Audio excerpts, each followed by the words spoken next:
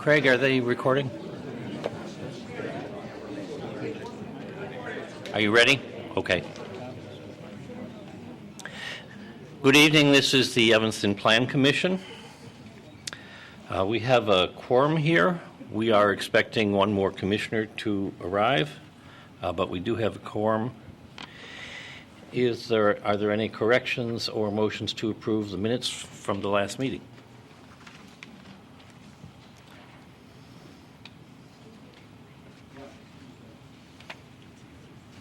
Hearing no corrections, is there a motion to approve?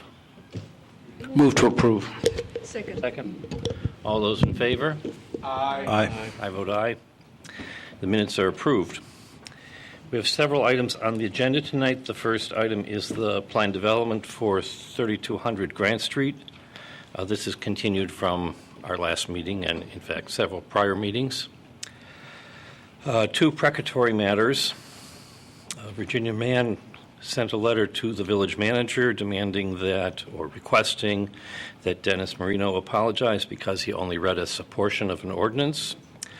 The record should show that Virginia Mann distributed copies of the full ordinance to members of the commission. I asked that additional copies of the ordinances be distributed to the commission members tonight so that everyone can read the full ordinances to which Ms. Mann referred in her letter. Second matter is that some of the objectors have asked that instead of having 15-minute closing arguments, which the commission approved at the last two meetings, that each side be given 45 minutes to make argument. So I bring that before the commission for decision.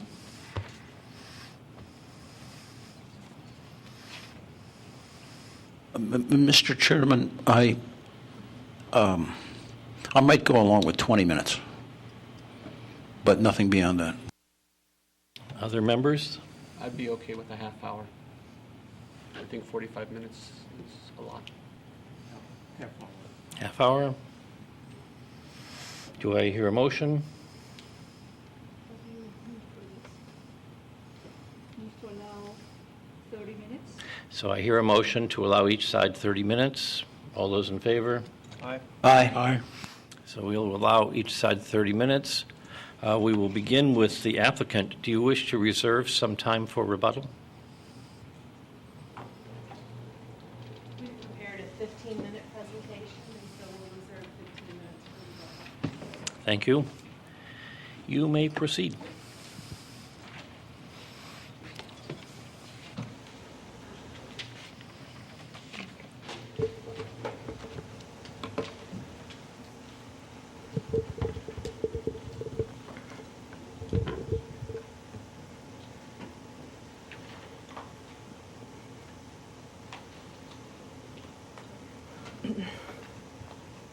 Good evening, Mr. Chairman and members of the Commission. My name is Nancy Tolan. I am Vice President, Facilities Planning and Construction, and I'm here this evening to present Presbyterian Homes' closing statement. Our statement will be limited to 15 minutes. The Presbyterian Homes is very proud of the 100-year legacy as a not-for-profit organization. The project we have presented for your review, the Westminster Place Cottage Replacement and 3 Arbor Lane Building Plan, is for our second century in Evanston. This project will provide older adults with diverse housing options.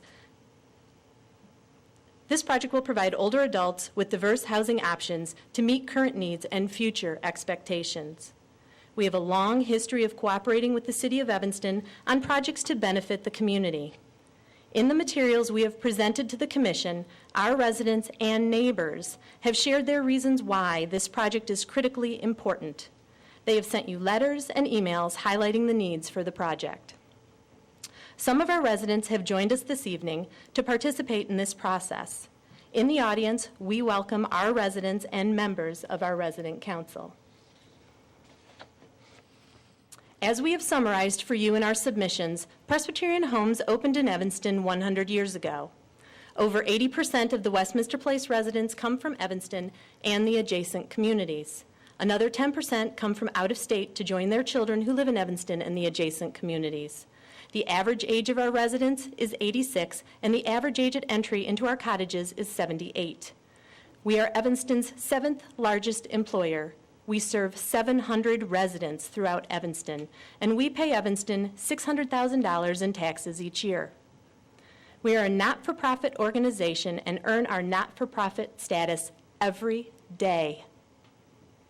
We provide $7 million annually in charitable services that provide quality living and medical care for seniors who could otherwise not afford this care.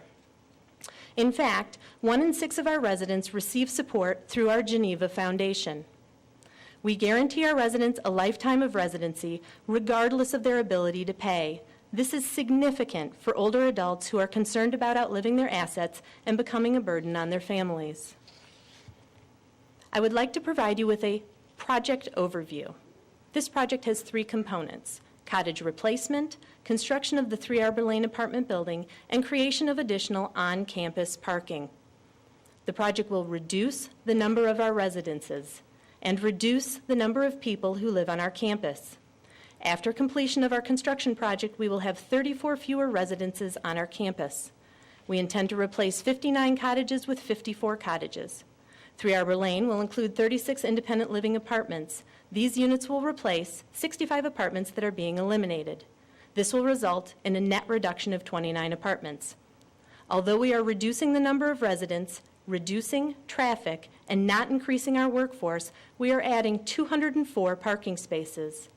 This will give us more on-campus parking to reduce our impact on the city's residential streets and provide much-needed indoor parking for residents and additional surface parking for staff. To recap, we are reducing our residential units by 34 and are increasing our parking capacity by over 200 spaces. Let me comment briefly on the reasons for this project. We are embarking on this project because it is critical to our future. This is not an optional endeavor. Seniors are living longer, and much of that added longevity is due to improvements in healthcare and living environments. We need to keep up with these changes. Our new residences will have added safety features that enable our seniors to live independently. We have listened to the comments from our neighbors. Significant modifications were made to our project to accommodate our neighbors' comments and minimize the impact on the surrounding neighborhood. We developed a sensitive, balanced construction timetable, provided enhanced landscaping and green space around the perimeter, reduced the number of cottage units, and modified the duplex cottage design.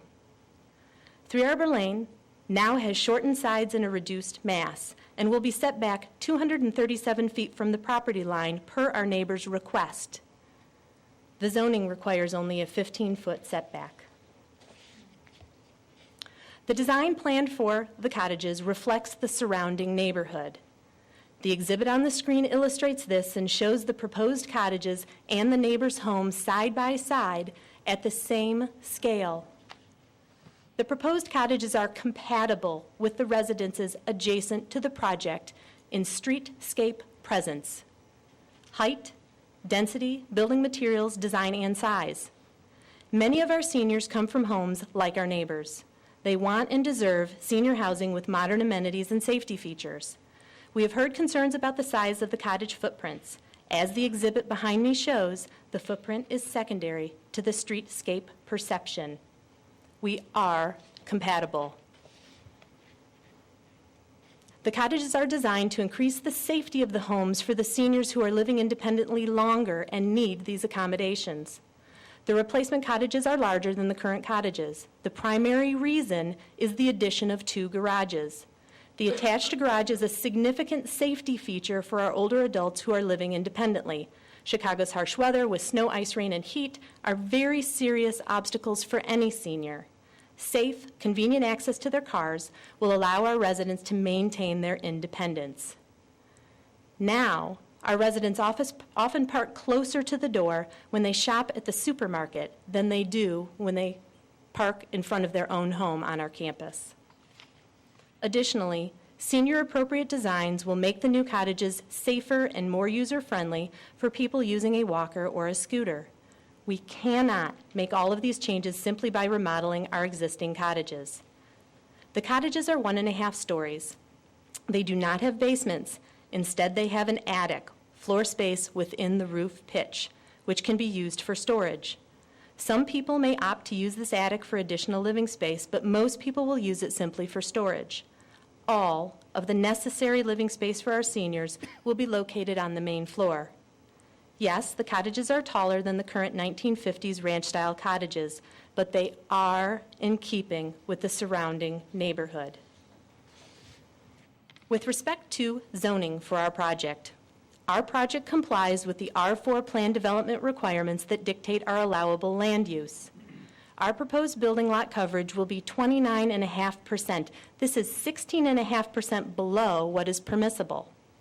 The project is in full compliance with all governing ordinances. Our property is not zoned R1. There are no covenants that apply to the property involved in this project. There also is no basis to suggest that there is any implied intent from prior ordinances to keep the corners open. In fact, the exhibit on the screen, which is included in the Addendum 2 you received last month, shows that the City of Evanston approved plans that included cottages in the corners. In the past, there were discussions about not constructing 5-car garages in those corners. But cottages were approved and permits were issued. Landscaping is a key component to the charm of our campus. Our cottages on the perimeter will be set back 52 feet from the lot line, 2 and 3 times what zoning requires. On the screen, you will see the perimeter landscape buffer plan, which is included in Addendum 2 you received last month. We will comply with the city tree ordinance. Mature trees throughout the property and along Lawndale will be preserved, and we have a tree preservation management and replacement program. When our project is completed, we will have a net increase in the number of trees on our campus. We donated over 2 acres on the northwest corner of our campus to the City of Evanston years ago to create a public park for our neighbors, Cartwright Park. We know many residents come to Westminster Place because the campus landscaping provides a residential feel, and we intend to enhance and improve upon that. Schedule.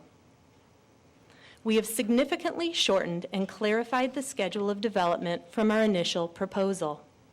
We have worked diligently to reduce the impact of our project on our neighbors.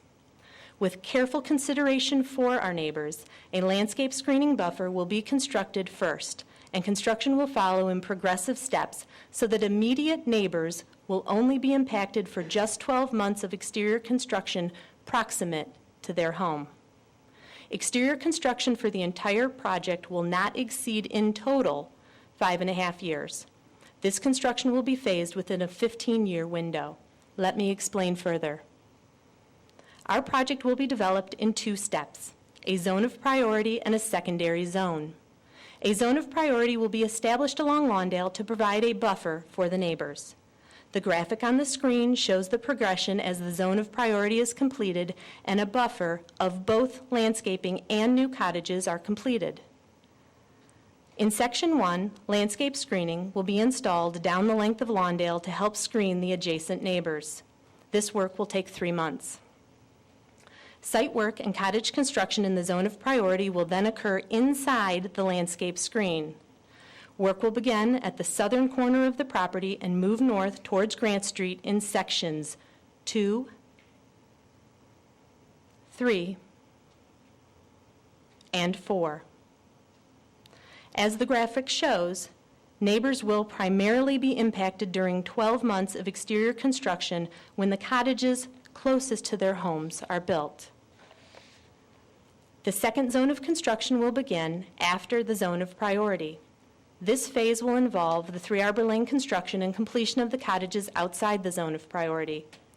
This will be done within our campus interior, behind the landscaping and new cottages.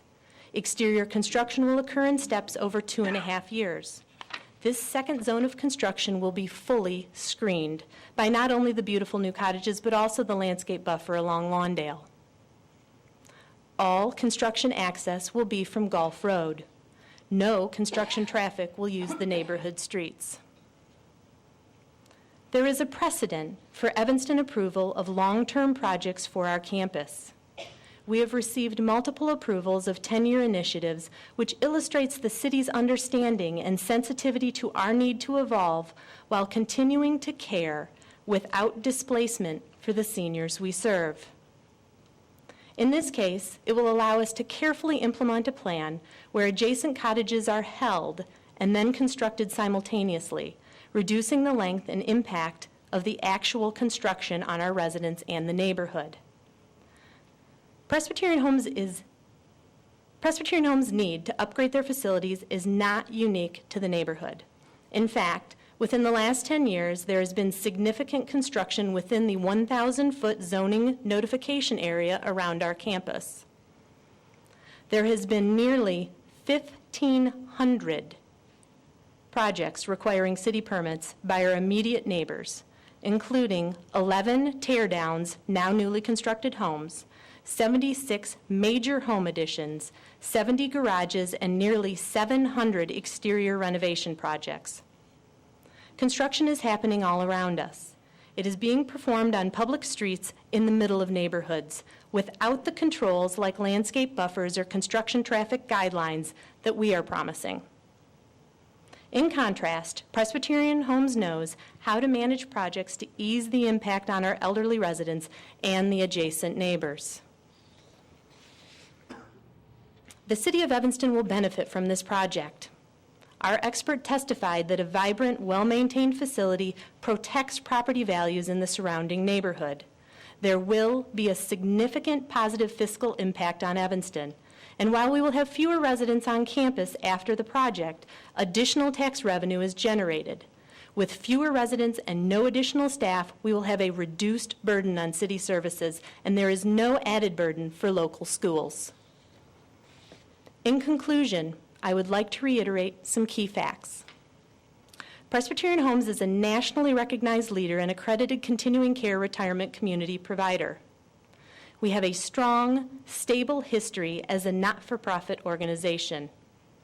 With 100 years of history in the community, the City of Evanston and Presbyterian Homes have continuously cooperated to seek a balance that supports our ability to serve Evanston's seniors. The Westminster Place Cottage replacement and 3 Arbor Lane project is critical for our future and the seniors we serve.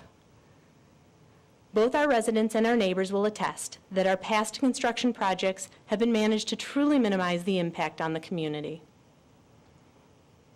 Please consider all of the material we have submitted to you, and please read the many letters of support from our neighbors, residents, family members, and others in the community who understand what we are doing and why, and whose lives we have touched through our service and mission. Presbyterian Homes has been in Evanston for 100 years. We have been and continue to be an integral part of the community. Your support for this project will ensure that Presbyterian Homes may continue its history, serving Evanston's seniors for a second century. Respectfully, we ask that you recommend approval of this project. Thank you very much for your time and consideration.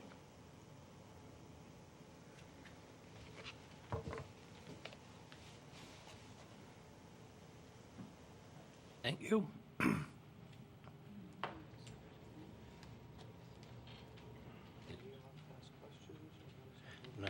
we'll let them do their statements.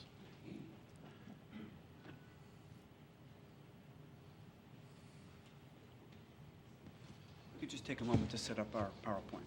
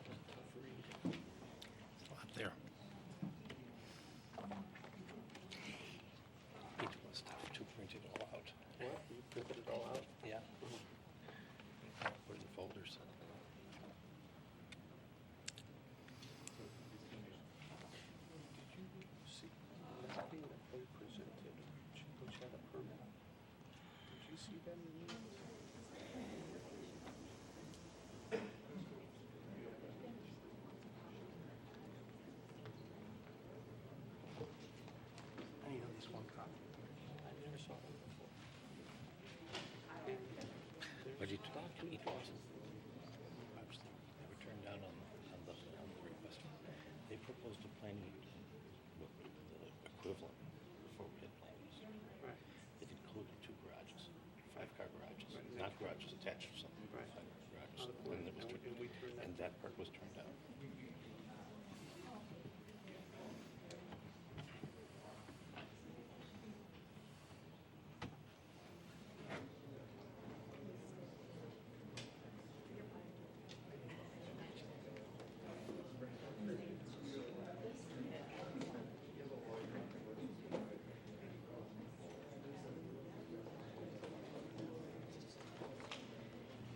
That was brand new. Yeah. Ellen.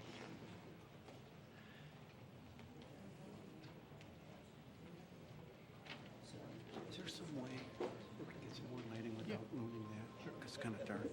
Thanks, Dan. Yeah, just a couple, so they can still see the screen.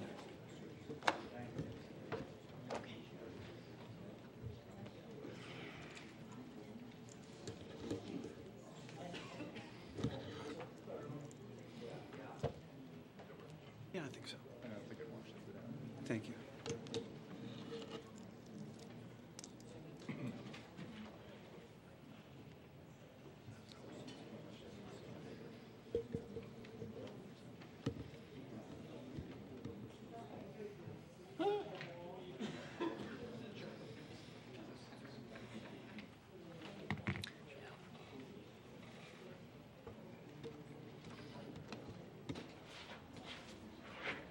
Let me ask you, we have someone timing. What notice do you want? Got a tomato or something you could throw? Want 1 minute or 3 minute or? If you would be kind enough to give us a 5-minute warning, that'd be great. Okay, thanks.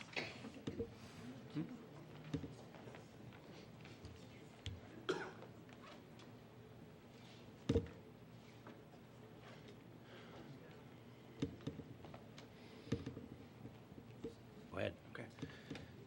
Good evening. My name is Dan Shapiro. I'm representing certain objectors, the Northwest Evanston neighbors. It's good to see you again tonight. Let me again thank you for allowing us the opportunity to bring to your attention some of the materials and come back tonight and talk to you, allowing us to offer you a presentation that we think will be useful for you and hopefully educate you even more as I've become more educated by looking through these documents. We appreciate Ms. Tolan's presentation and appreciate the attributes of Presbyterian Homes and what they do for the community. But having said that... Can you pull the microphone toward you so that... Sure. Having said that, we remain concerned with our current proposal as it's been offered to you. Let us first try to clarify some of the issues that we saw in Mr. Zweig's memo and some of those issues that Ms. Tolan discussed tonight. Just by way of clarification, now, in these sorts of settings, sometimes the rhetoric gets kind of heightened, and so what we're trying to do, and I applaud Ms. Tolan for that, is to try to dial it back and approach this in a way that's hopefully as objective and as clear and concise as possible. But we do want to clarify a couple things from the prior representations in writing from Presbyterian Homes. We have not argued that Presbyterian Homes will be adding units. What we have said is that the type of units that will be added will consist of more bedrooms, will be larger in mass and footprint, will lend themselves to greater population, traffic, and parking. So we don't want the impression that our argument is saying that they're going to add more units. Another thing is that in one of the representations that was made by Presbyterian Homes, they said that there's going to be a reduction of units. If you look through their original application, that reduction is taking place and has taken place over 15 years through the remodeling of some smaller units. So I think we're here now, today, for their proposal rather than looking at something that they're calling a reduction that is occurring over 15 years. A couple of other things. My clients have and remain committed to talking openly, honestly, and in good faith with Presbyterian Homes to resolve differences. Although Ms. Tolan has described for us some of the responses to those community meetings that Presbyterian Homes has offered, with all due respect, we don't believe there have been significant changes or meaningful changes from those conversations. Indeed, a couple of weeks ago, we offered through Alderman Tandem the opportunity to continue the discussion through mediation, and to date, we've not heard a response of Presbyterian Homes' willingness to do that. We remain committed to trying to do that. We always have been and always will. In fact, I believe, as you may recall, when the Mather project was before the city, there were 50 meetings with the neighbors before that project ultimately moved forward. Another clarification is that Presbyterian Homes has suggested that because there's construction everywhere, and we know there are 2 seasons in Chicago, winter and construction, and that there are 1,500 permits, therefore, this somehow should be looked at favorably. Those 1,500 permits are a wide variety of things, from patios to fences to homes, remodeling, to any number of things. So I would suggest that that is really kind of an illusory thing that would not be, without much more analysis, comparable to the expansion of what Presbyterian Homes is doing or is requesting tonight. The neighbors that I represent have never suggested that the perimeter of the property is currently R1. What we have suggested is that there has been an intent by the city over 50 years that the property maintain a residential feel for the outer portion. Used to be R1. We recognize it's not. The city recognizes and has recognized over the number of years to maintain that residential feel. I think you've seen it in our letters and in our presentation, and I will discuss it again in this presentation. So, having clarified those couple of issues, why are we here? What is bothering my client, the objectors? What are our concerns? One,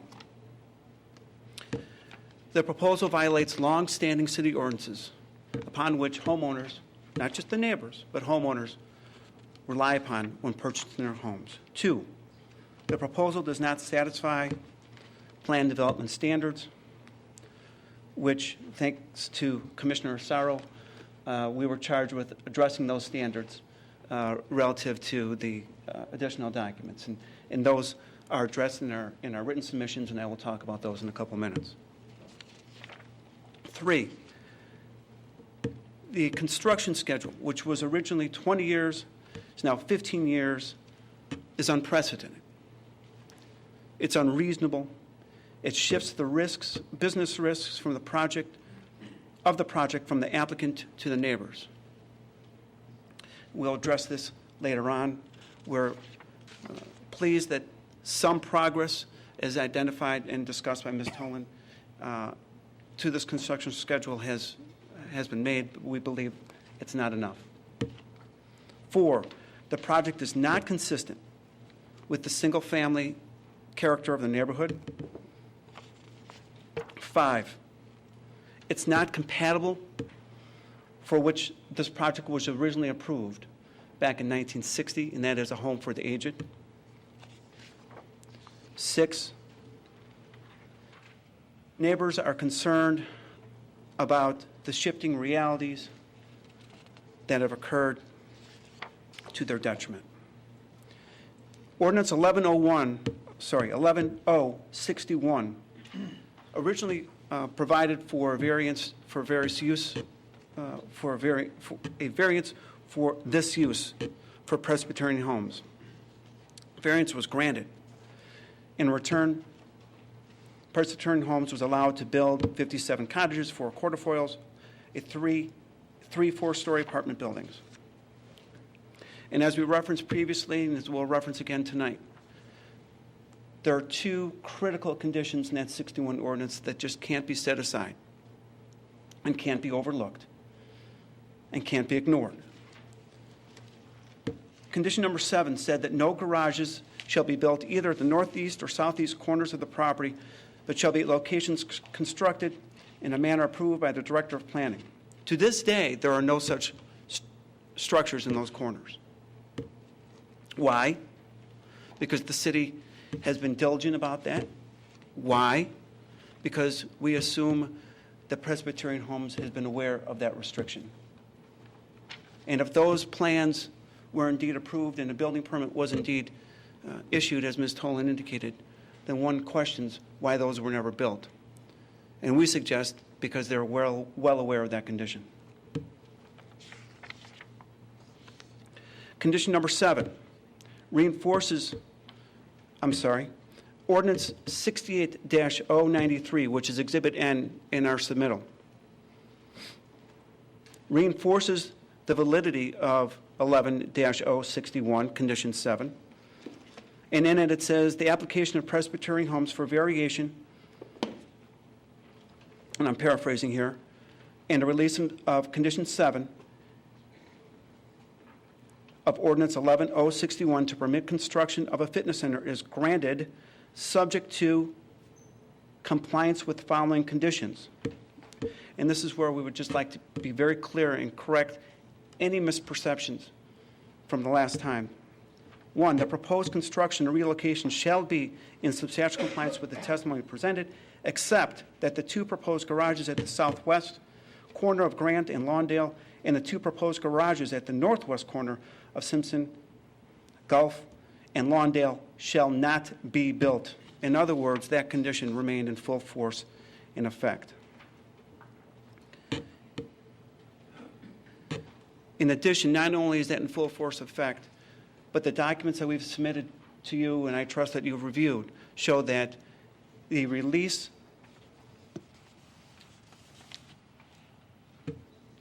for Condition 7, a request for release of Condition number 7 was withdrawn knowingly and clearly by Presbyterian Homes. A review of the May 18, 1992 transcript shows this, when the then president of Presbyterian Homes said, "We are prepared to withdraw the proposal." So I think the point here is if you're concerned about the proposal of the garages, the northeast section, these garages on the southeast section, we have withdrawn that request. Indeed, that request, when asked at that meeting whether it was for all time and in perpetuity, the answer was yes. They were withdrawing that request to be released from Condition number 7 from the 61 ordinance.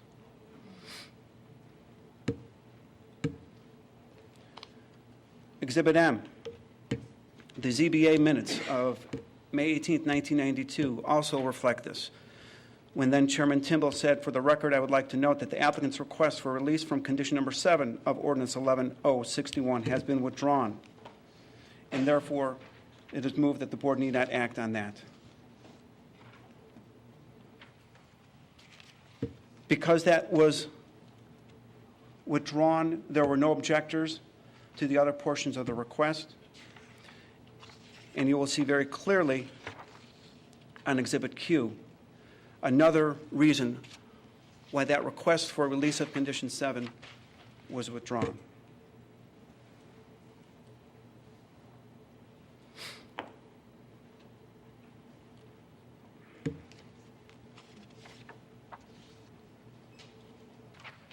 In Exhibit N, when speaking about Ordinance 68-093, next slide. Next one. The Zoning Board of Appeals transcript was an important piece of evidence that we uncovered for your review. And what that ordinance says in Section 1, that based upon the evidence and the testimony presented at the hearing and upon deliberations and findings of fact contained within that particular matter,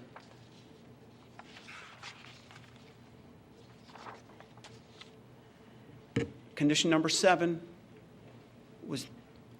remained in full force and effect. In other words, that ordinance in a recital and in a preamble considered the transcript of the hearing from the ZBA. And in that transcript, as I just mentioned, and as you see in your packet, there were numerous unequivocal representations that the request to release condition 7 had been withdrawn. In other words, you can't build at those corners. Presbyterian Homes submittal says, well, it only pertained to garages. With all due respect, I think that's folly. Why would there be a restriction to build garages, but no restriction to build other structures? Of course, there's no, of course you can't build a house without a garage. Indeed, their plans show they're large duplexes with garages. Therefore, under their current plan as proposed, it is violative of condition number 7 in the 61 ordinance. You can't build there. They'd like to. That restriction's upheld, and indeed any request for release of that was withdrawn. I'd like now to address condition number 8. Condition number 8 in the 61 ordinance says that the variation was granted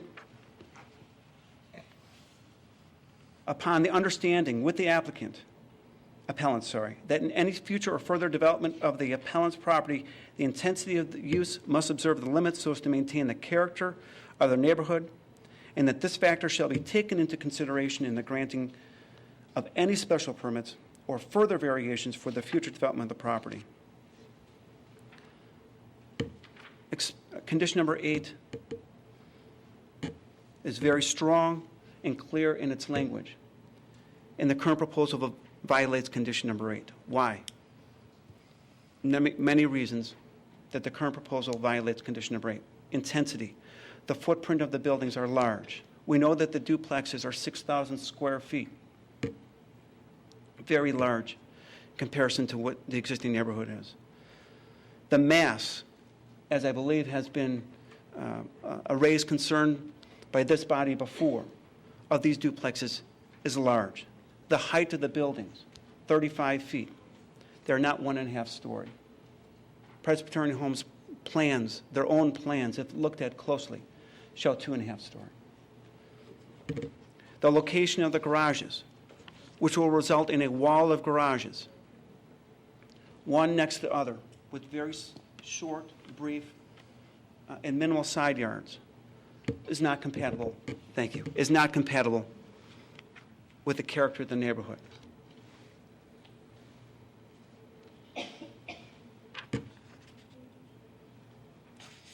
The larger apartments, the 2.5 story apartments, with a second floor accommodating not just storage as was previously represented, but living space, bathroom, loft, bedroom, certainly are intended to accommodate more people. Certainly are for more active seniors. As a result, it is logical that there will be a greater population, more activity, more traffic, more parking, more intensity. Again, this is not compatible with the 61 ordinance and violates condition 8. In Exhibit B of our packet, there was a letter from Zoning Board of Appeal member Leonard Skane who addressed this. And you will see his quote, future uses of the undeveloped space.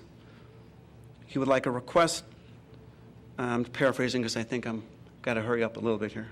Request a statement of the present intentions for future development. Even if it is unknown, you would expect Presbyterian Homes to at least state that they will not request different or more intensive uses than those which now may be granted. The 2.5 story duplexes are in sharp contrast to the current neighborhood.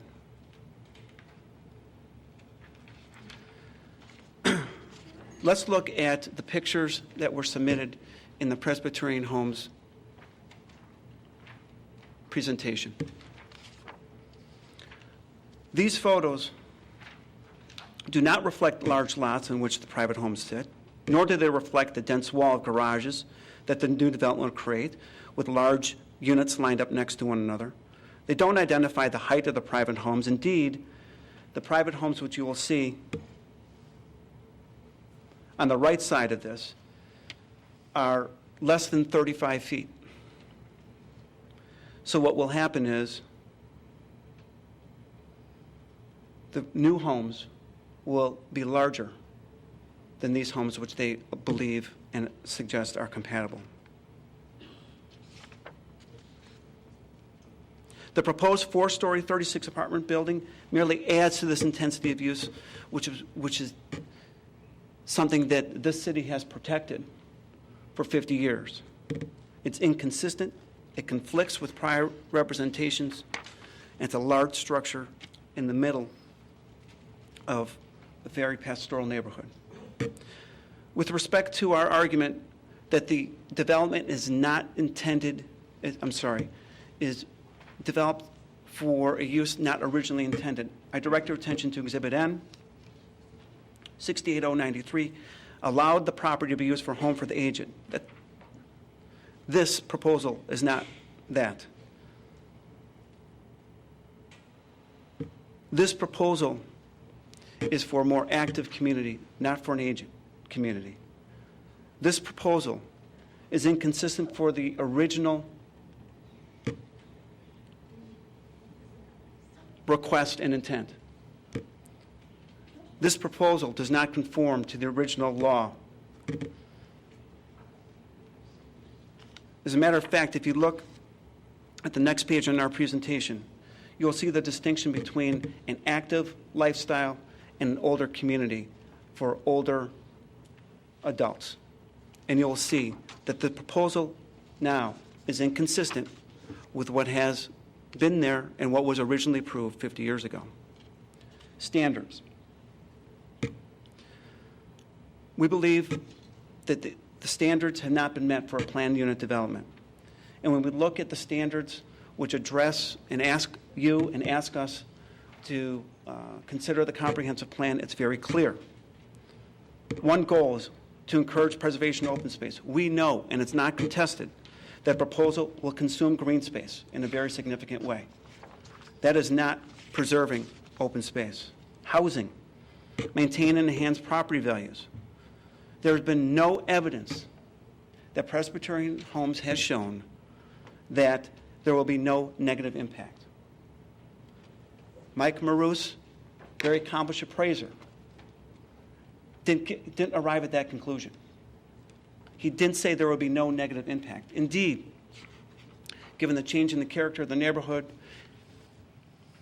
the other issues that we've talked about and will talk about, it is no wonder that he couldn't come to that conclusion.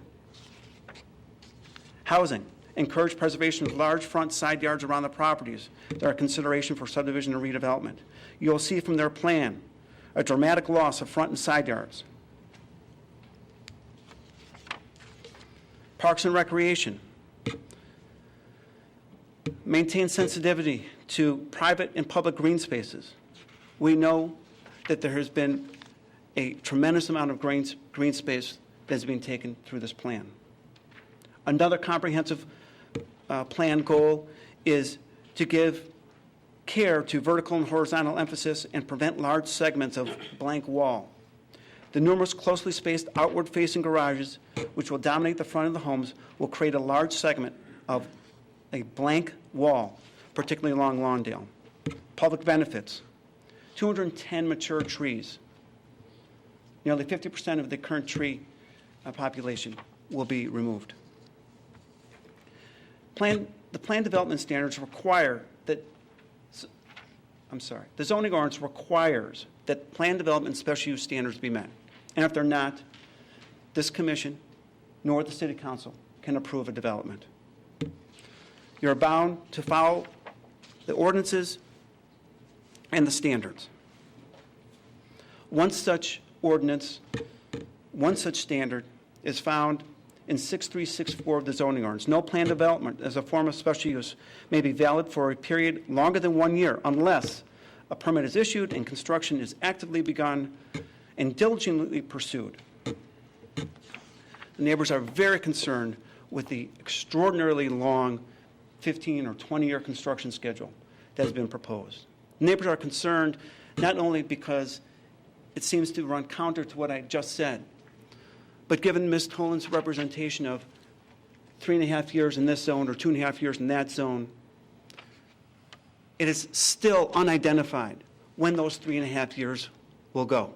At what time during the 15 years? Will they go consecutively? Will they go a year here, a year there? That creates uncertainty for the neighbors, for the neighborhood, for this community, to know that if you live there, buy there, or have a family there, that sometime in 15 years, for 3.5 of those 15 years, there's going to be construction. I would suggest that's not acceptable, creates anxiety, creates uncertainty, and creates a pressure on property values to go downward.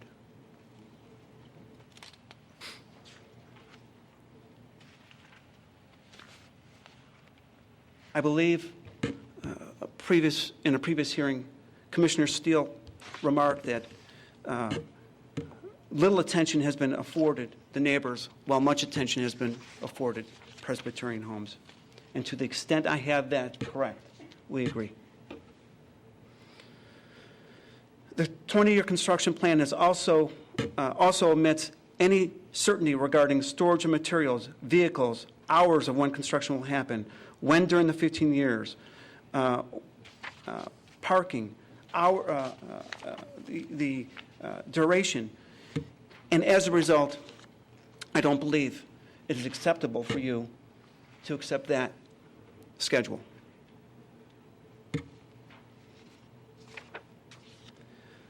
Indeed, the Mather Lifeway project took a proactive approach with its residents, and their project, I believe, was completed in 20 months, or less than 3 years. I apologize.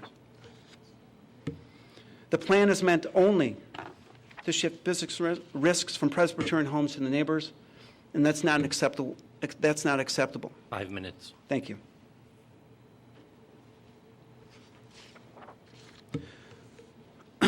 There have been some shifting positions from Presbyterian homes, and we'd like to remind you of some of those. First, and as I referenced earlier, Presbyterian homes said that the second floor is for storage. We now know that's not true. Their floor plans show that's not true. Their representations, after being pushed a little bit by this commission, show that not to be true. Indeed, the plans show bedroom, walk-in closet, bath, study, family room, storage. Mr. Shapiro, I'm sorry, I didn't hear what you said. What was the first sentence what did you say?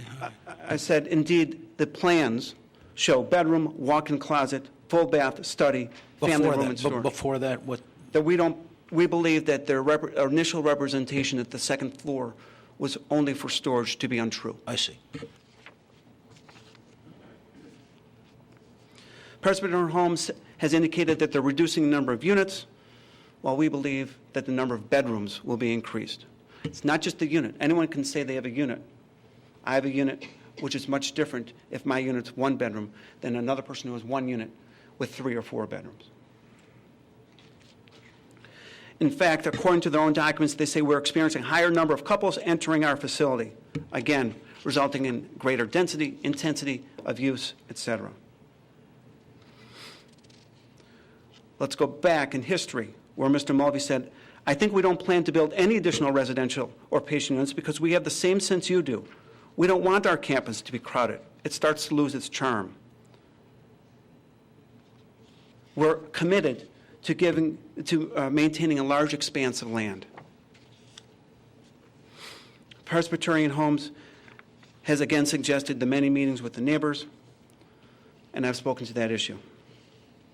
In summary, there are grave concerns which we ask you to please consider.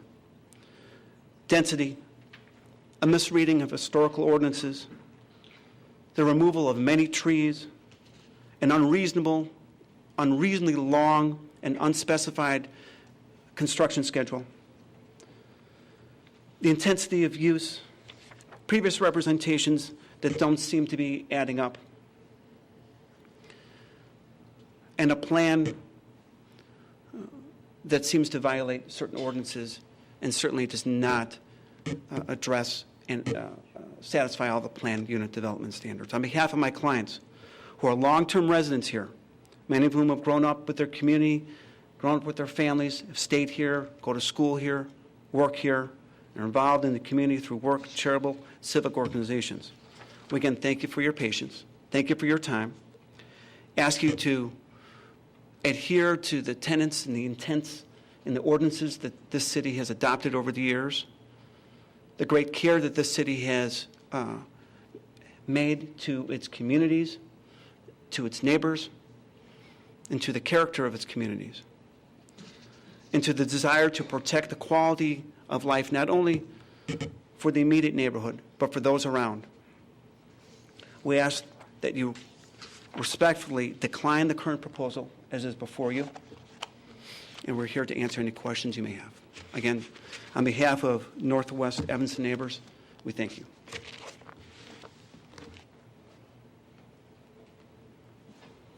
The applicant has reserved 15 minutes, and you may proceed if you are ready. Could we have just a minute to talk amongst ourselves? Yes. We'll take a 3-minute recess.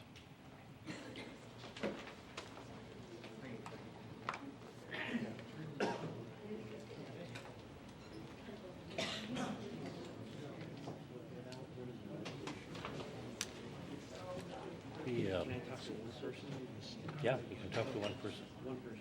Yep.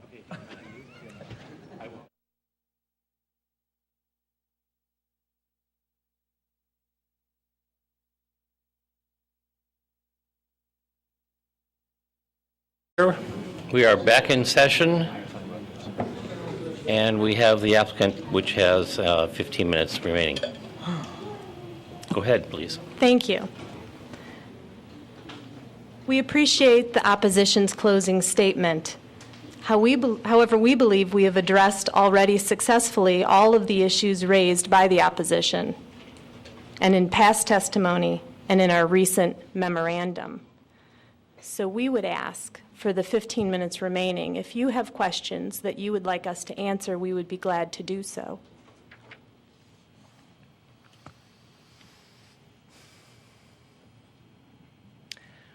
The testimony is closed, so we probably don't have questions relating to argument. The testimony is closed, so we can't go into new things. We believe we've met all of the standards for the project, so thank you for your time.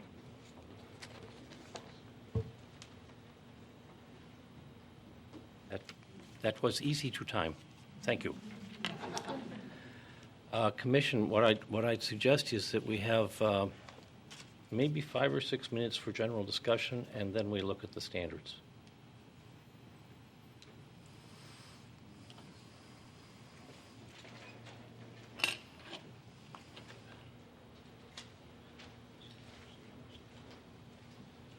And maybe there is no general discussion. Sure, there is. You want to, shall we then just, where's my light? You want us to discuss our issues, Seth, concerns? We're ready for you. Sure. So I think my number one concern on the project is the length of time. And I think we should have a conversation regarding that. I think that's a key issue across the board. So that concerns me, and if I was, as a resident of Evanston, if that was happening in my neighborhood. Okay, so I think a key issue, maybe the biggest issue I have, is the length of time for the project, that if this was happening in my neighborhood, I'd be very concerned about what's now come down to a 15-year project. I'd be very concerned about that. I also feel that the density is definitely an issue. I would like to have a conversation among us about the density, and I hear the neighbors on the garages. I don't know if we can really do anything about the density if that falls in line with what an R4 zoning calls for. But I think we should have that discussion, because I do believe that the neighbors have presented I think a pretty valid case and expressing their concern about the density and the garage and that wall. I grew up in Evanston, and I've also, like all the neighbors and as well as the people that live on that property, the Presbyterian homes, have played there as a child, so I know what you guys are talking about. I did not grow up in that part of Evanston, but I do know what you're talking about. But again, it is zoned R4, and so I do think that is an issue we need to talk about as a commission. So those are my two biggest concerns, is the length of time and then the density of the project. Other commissioners? Well, I also have the concern about the length of time, and an issue that was brought to our attention by the neighbors, the Mather place, is kind of an interesting template, but they had a little bit of a different situation because they had the Georgian home where they could move people out of. So my suggestion, at least for consideration, is perhaps in their construction schedule, 3 Arbor Place should be built first, then move the people out, as many as they can, hopefully reducing the number of times construction would have to take place and take advantage of the economy of scale. Okay. Others?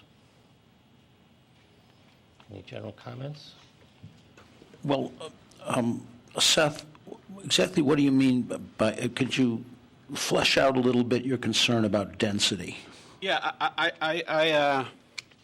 I feel that the wall of garages facing Lawndale is, I think, a bit extreme. There is almost no space, or there appears to be almost no space between the buildings, and I think that is out of character with the neighborhood. So I do agree with the neighbors when they've presented that. I also think a 6,000 square foot structure is out of character for the neighborhood. I think that is almost monolithic, for a better, I don't know, for a better word. But with that said, even if there's 6,000 square feet, there just doesn't seem to be a lot of space between that, and that really impacts, I think, the character. If those type of buildings were inside the property, so on the other, there's the roundabout, or whatever it is, and, if they were tight together on the inside but more open on the outside where it created more space, maybe that would be different. But to me, from the outside, it just seems like a big dense wall of garages. Any other? Does that help you, Stuart? Yes, it does, but I've got to go back to the decision to replace these cottages. I mean, I accept Presbyterian Homes' position that these need to be replaced. I do as well, so I don't object to their need to do that. The question then becomes, with what do you replace those single-story cottages that really are not up to current, in my view, current standards? And frankly, when the time comes, I would have some reservations about moving into them, because I've been in them many times. They are very Spartan. Yep, and I don't think the neighbors would disagree with you. Let's let one commissioner finish before we have others speaking. Do you have anything else? I think they do need garages. None of them have protected garages. They have to go out into the street in the ice and the snow to get into their car. If I were to move into the Press homes when the time comes, I would want a garage. Sure. And I can see myself living next to Mr. Wadsworth as a neighbor, believe it or not, and I know he's going to want a covered garage as well. So I don't know if there's a suitable alternative to what is being proposed here. Other board members?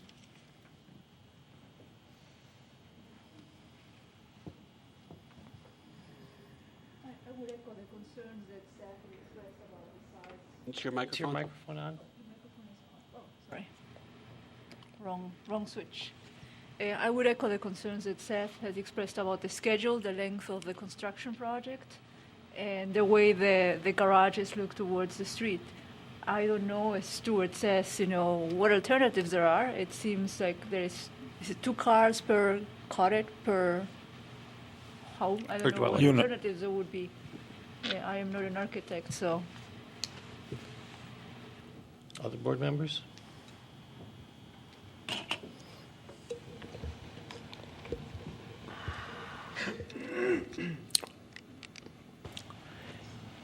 I don't share the concerns of Seth.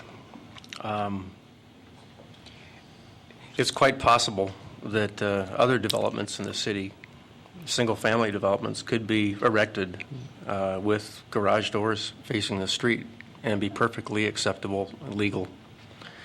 I think the conditions that are, I think there are unique conditions placed upon this project by virtue of the type of resident that is using the building that requires adjoined garages.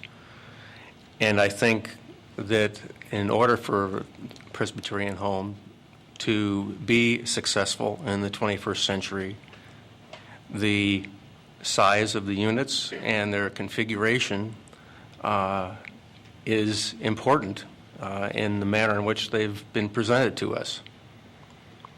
I think their use of the perimeter barrier, landscape barrier, for all practical intents and purposes, eliminates anyone's, in my mind, anyone's concerns over having to look at a series of garage doors. And as for the massing of the buildings, and as for their height, I do not share anyone's concern as to them being out of context.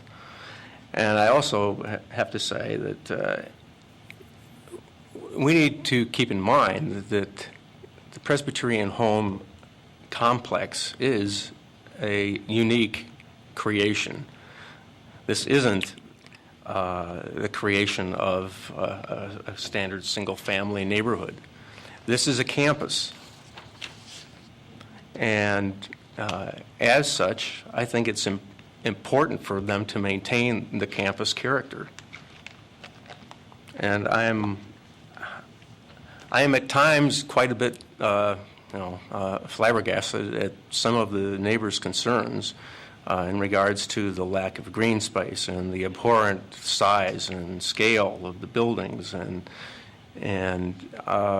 many inflections and insinuations that the Presbyterian Home people are not to be trusted. And as regards this condition number 7 referring to garages, intuitively and to the best of my ability to understand the language of the documents that have been presented to me, I understand that to refer to isolated, single-standing garage structures like there are on other portions of the site, which I would find objectionable. But coincidentally, those kinds of structures will not meet the marketing needs of future tenants of the Presbyterian Home. Lenny, do you have any comments at this time? I do. Thank you, Chairman. I want to thank the presenters from Presbyterian Homes today. I do apologize for being somewhat late for your presentation, but having reviewed the materials and also as well as Mr. Shapiro, thank you for your presentation. I share some of the comments of Commissioner Galloway with regards to the garages, and that this particular project, the subject property, is, I think without a doubt, a campus, and it is not a comparison to the single-family homes that are located across the street and within the neighborhood. And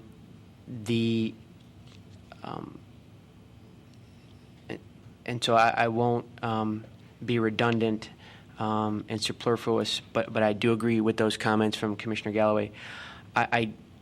My concern with regards to what has been presented, quite candidly, is Section 6-8-1-10A, subsection C. And it says that each planned development shall be completed within 2 years of the issuance of the special use permit for the planned development. If extensive or staged development is approved as part of the planned development, however, the 2-year requirement may be extended to provide for a more reasonable time schedule. The expanded time schedule shall be adopted as part of the planned development and so noted on the special use permit for a planned development. The facts that have been presented by the applicant is that this particular project will not be completed within 2 years of the issuance of a special use permit. Therefore, the applicant, by necessity, would be looking for an extension of time, and the operative language is a more reasonable time schedule. I'm personally not aware, and I don't think anybody has presented any evidence of the type, a private development in Evanston, and correct me if I'm wrong, that's similar to this, where there's been a construction schedule for this length of time, or even close to this length of time. And we are being put in the very awkward and uncomfortable position of having to determine, I think, if I read this correctly, and again, I'll stand corrected, to determine what a reasonable time period is. I think it's unreasonable, and I don't believe that the facts meet this particular standard in terms of a 20-year construction schedule. That is a very long time. And real estate projects come down to time, money, and preference. And sometimes a party can't have all three.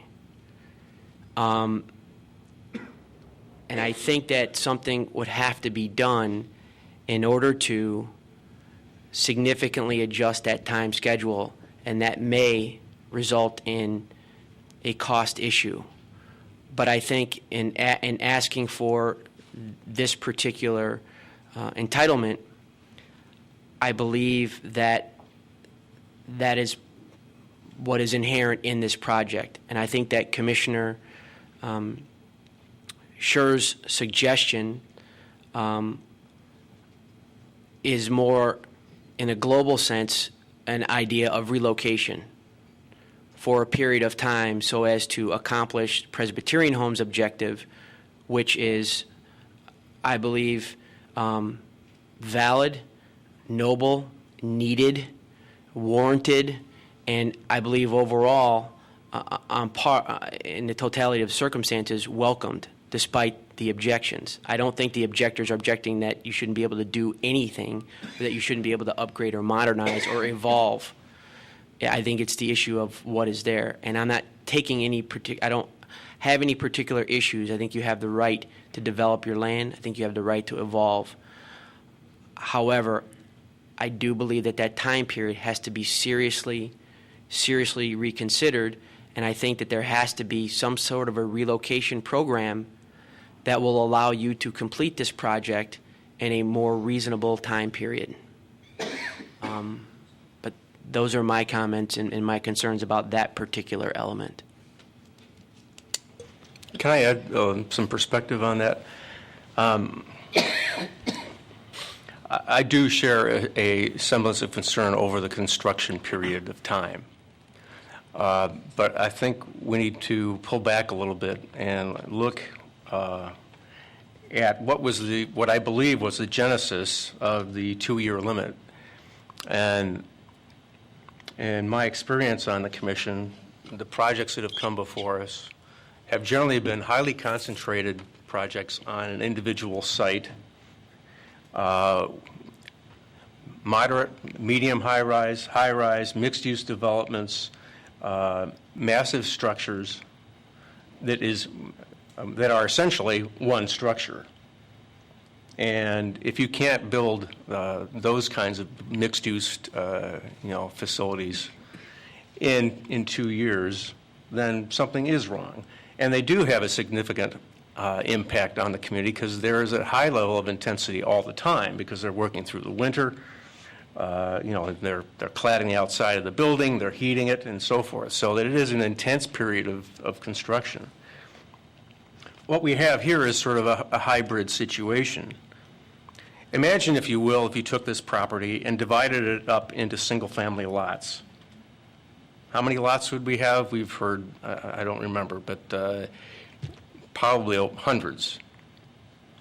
What's the probability that there is going to be construction on that comprehensive piece of property every month for the next 20 years? Because somebody's single-family home is going to have something going on. They're going to be replacing a roof. They're going to be putting on a room addition. They're going to be recladding it. They may be tearing it down and putting up a new facility. And additionally, you can view this as a phased project. We saw the phases. The landscape occurs first. The south area of 3 or 4 cottages occurs next, and then moves north to a series of 3 or 4, and then further north to, I think, 4 or 5, and then the interior. So conceptually, you could say what we really have here is 4 or 5 individual projects occurring over 15 years.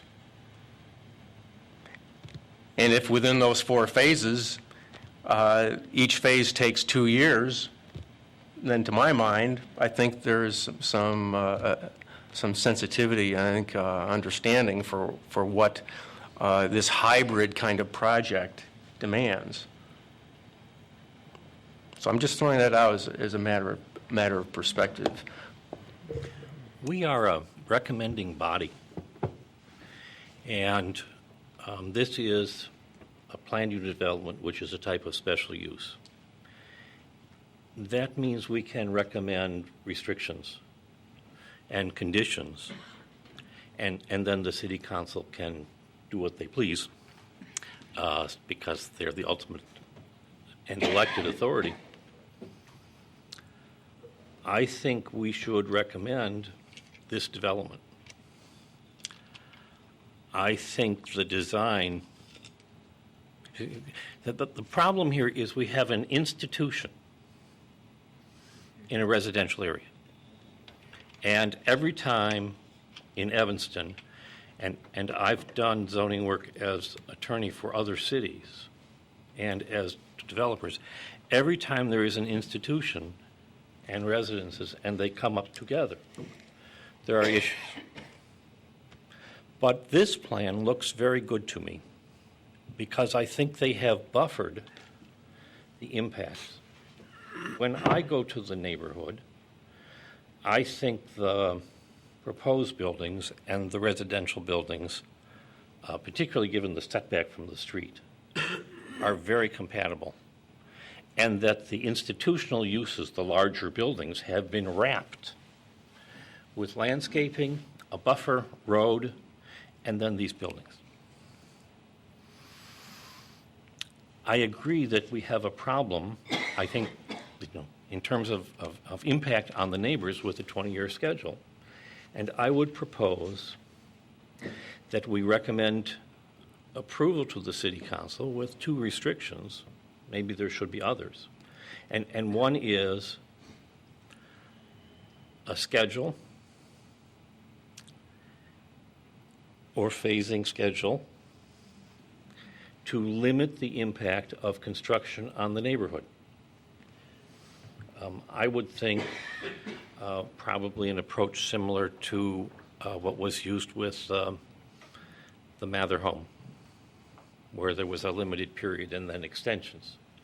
But I'd like to recommend to the council that they limit construction impacts on the neighborhood more than the proposed 15 years.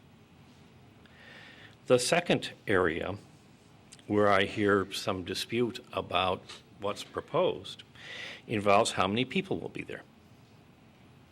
And the Presbyterian home has said many times, this is going to be for married couples. This is not going to be for families.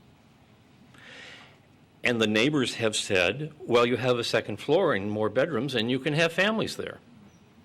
And if, in fact, the Presbyterian home proposes these homes for couples, there should be restriction to two couples, to two people. And I don't want to define couple, that's a whole different issue.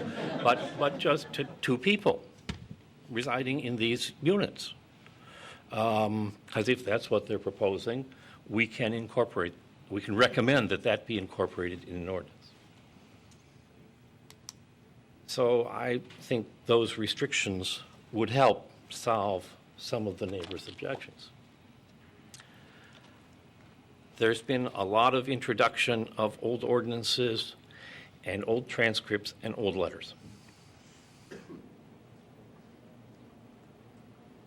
When Mr. Shapiro first appeared before us, I asked if he took the position that the city council does not have authority to approve this kind of PUD because the old ordinances prevent the city council from approving this type of proposal, and he said he does not take that position.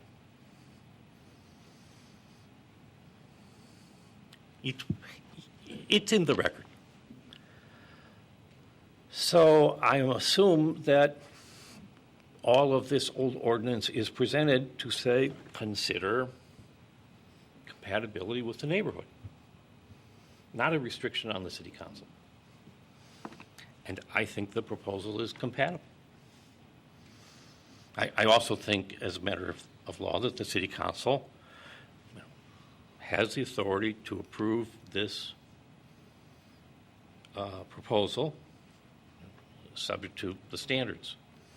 But that I don't think a city council in 1960 or 63 or 83 can bind the successor councils. So I don't think we have conditions that prevent the council from approving this. I also read the garage provisions the same way you do, which is that they prevent proposed garage, which was not a garage attached to a building, but some garages together. So that's what I would propose in terms of restrictions. Forgive me. What was the second restriction? Second restriction was 2 people per dwelling. Okay. First restriction was reasonable construction schedule to minimize the construction impacts on the neighbors. And I suppose I should put in a third restriction to do that, which is that, consistent with the testimony, that all the vehicular entry should be from Simpson, Gulf Road, not the other adjoining streets. I mean, I thought that what was proposed is very sensible. That is, 2 stages or perhaps 3 stages on the Lawndale side initially, followed by other stages on the interior of the campus. I agree with you, but I want the city council to Yeah, okay. look at those details, Gotcha. because Okay. we haven't had much testimony on it. Right. But, Mr. Chairman, I do have some thoughts, sort of a laundry list of Okay, observations please and proceed. conclusions. I don't think it'll take more than 5 minutes, but if you would allow.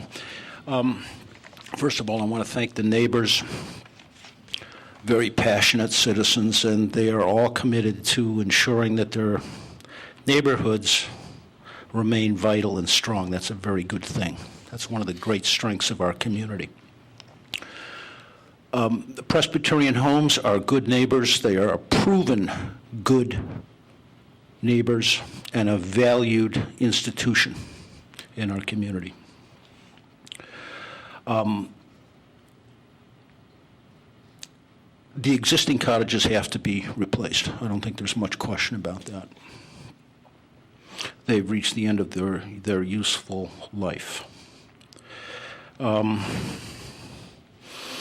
The construction schedule is dictated largely by the natural attrition of the existing residents, and I think that makes a lot of sense. We can't really expect the Presbyterian homes to begin evicting current residents. That makes no sense whatsoever. And I believe that the duplexes that are proposed are reasonably compatible with the surrounding neighborhoods.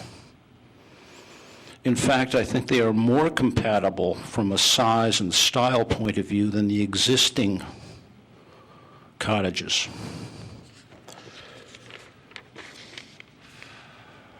Condition number 7 is irrelevant for reasons already stated. I think what was contemplated when that was drafted was a block or a cluster of garages in the northeast and the southeast corners of the campus, and that is not what is being proposed here. I don't believe there will be any increase in traffic and no significant safety issues that will be presented if this project were allowed to go forward. The proposed landscaping, I believe, will go a long way to mitigate any perceived visual affront posed by the garages in the front of the houses. And I believe that 3 Arbor Lane will be barely visible to pedestrians on the Lawndale side.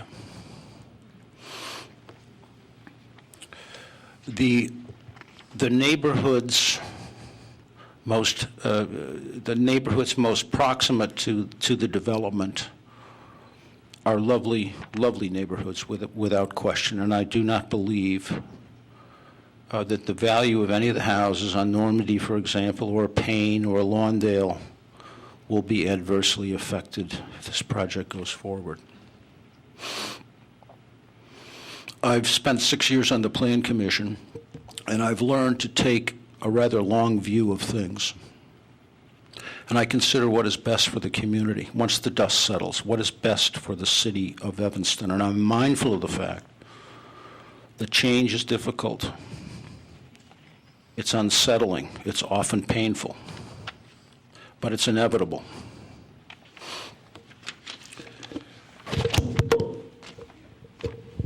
I was reading the Comprehensive General Plan the other day. This is a statement of policy, of city policy. It deals with land use. It deals with traffic circulation. It deals with a lot of things. And it also talks about institutions, and I'd like to read a couple of sentences from that portion of the Comprehensive General Plan that focuses on institutions. On page 48, it says, as a goal, Evanston should support the growth and evolution of institutions, so long as the growth does not have an adverse impact upon the residentially zoned adjacent neighborhoods. In general, a very difficult balancing act must be maintained between an institution's need for growth in order to remain viable and the interests of the surrounding neighborhoods. And that, in a nutshell, is what is in front of us today. There are some competing interests. I wouldn't say they're antagonistic interests, but they are interests that bump into one another from time to time, and we have that situation here. On balance, I believe the project meets most of the needs of the Presbyterian homes. And I believe as well that this project does not adversely impact the surrounding neighborhoods. I am in favor of this plan. And I'm inclined to approve it with one change.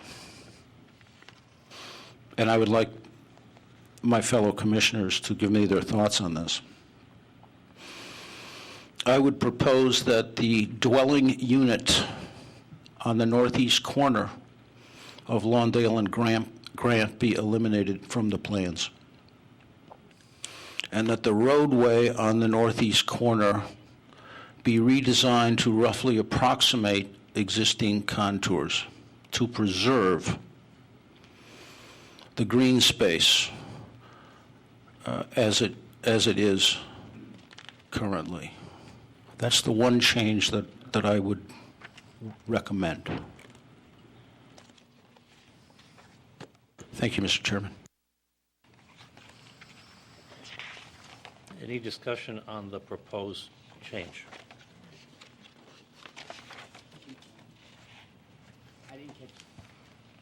I didn't catch the first proposed change, Commissioner. To eliminate the duplex unit on the extreme northeast corner of Grant and Lawndale, and to reconfigure the roadway so as to approximate the existing contours of that roadway. In other words, I would like to see the green space that currently exists there to remain essentially intact.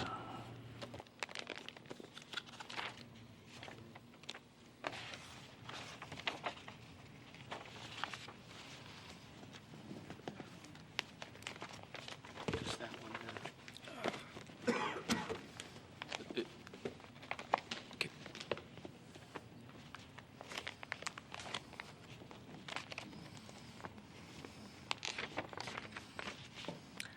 Stuart, Yes. are we, so when you're saying you're recommending that they build one less unit? Two units, actually, two because units, it's a but one less duplex. building. Yes, at that particular site, at the northeast corner.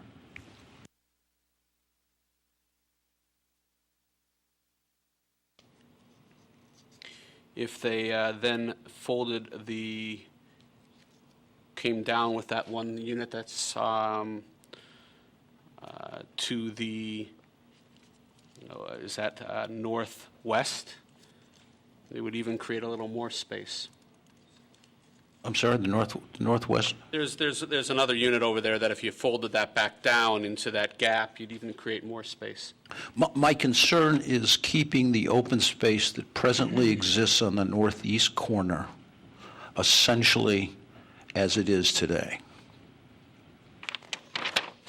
Now, I'm not sure what adjustment is required to achieve that, but it strikes me that if you eliminate that unit on the northeast corner, you can achieve that end. Do you not have an issue with the timeline? No, I don't. I think what's been recommended is reasonable here, and I think that the Presbyterian Homes is doing everything that it possibly can to accommodate the needs of its current residents. They can't very well evict them. They have to, that's their paramount concern here, is to take care of their current residents. I don't think anybody has suggested eviction. I think the word used was relocate, Okay. right? So and Okay. and they already have been telling people since 2008 that have moved into the cottages that this project will probably happen. So I think they've prepared people to I agree. be relocated to other places on campus. I agree. I see many red lights in front of me, all of which have the names of councilmen. Mr. Zarro. I want to go to that point, and Commissioner, we all acknowledge it's not about eviction. I don't think anybody meant it that way. I don't believe it's all about attrition. My problem is that option one is to wait until all of the units are all available to raise them and build the new units.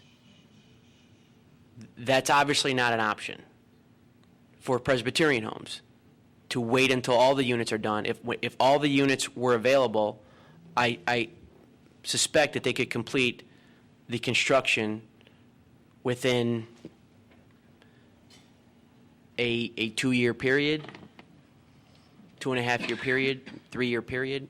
But that's not an option. And the reason why that's not an option is because to have those units vacant for lengthy periods of time means there's a reduction in income, and potentially a significant reduction in income.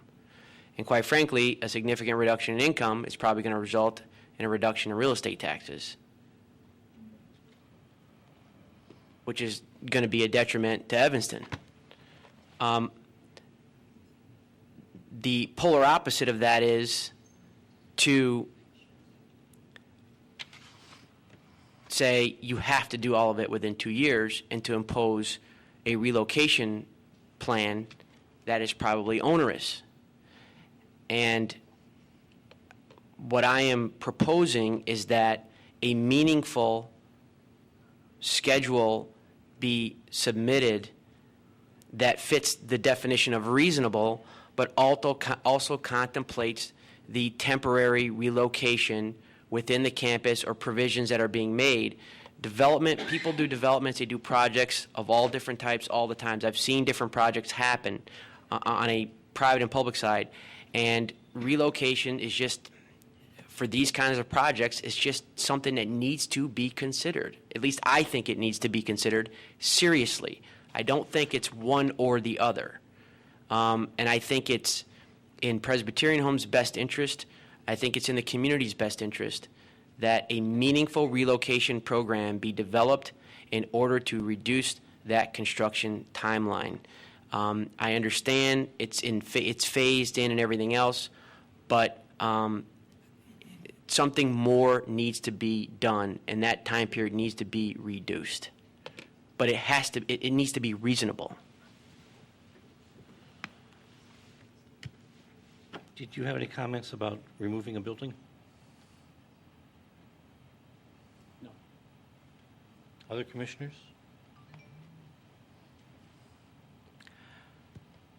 I would support removing that building to create more space. I guess I don't think it's necessary, because the required setback is 27 feet.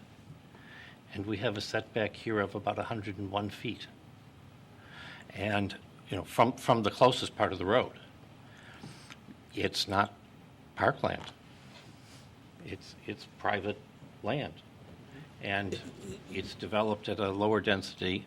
I did the calculations as to what could be done under R1 or R4. It's a lower density than what could be built.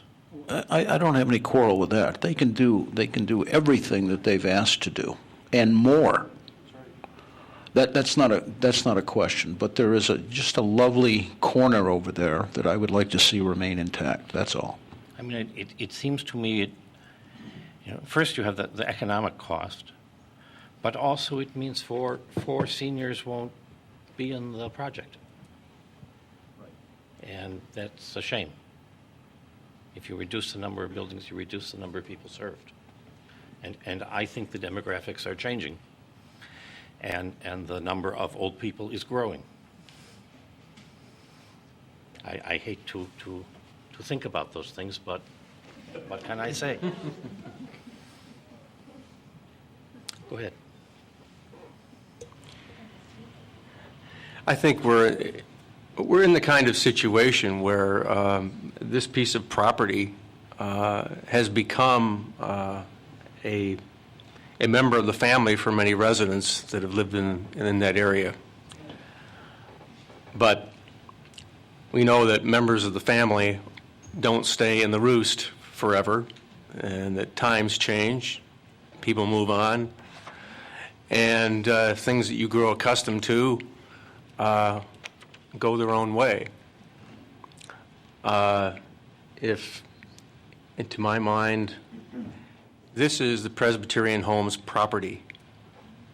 They are approaching this development, particularly the development of this one cottage in the northeast corner, as Scott said, fully in compliance with any ordinances, setbacks, and regulations, far exceeding them. So I would not be inclined to ask them to take something away which is rightfully theirs, particularly given their extensive interest and demonstration of adding so much landscaping to that side of the property.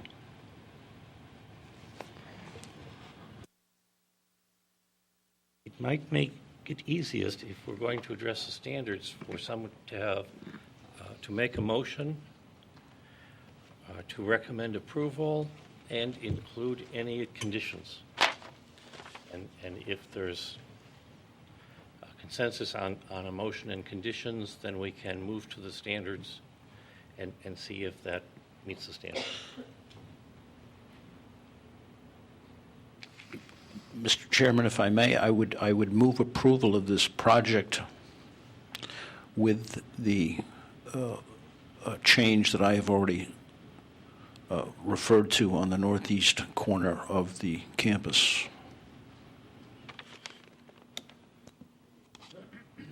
Any other conditions? I would like to have a condition added that we have to have a reasonable time period for construction. Otherwise, I would not recommend approval of this project. So I don't know what we consider reasonable. Have we had a conversation on reasonable? We have not had we have not defined that term. But what we have defined, or I think we all have a consensus on here, that the 15, 20 years was not reasonable. So, I mean, it seems that everybody except maybe one or two of the commissioners has voiced their opinion that the 15 years was not reasonable. So should we determine what a reasonable time period would be for recommendation? I think we have to do that. With all due respect, I think that's folly.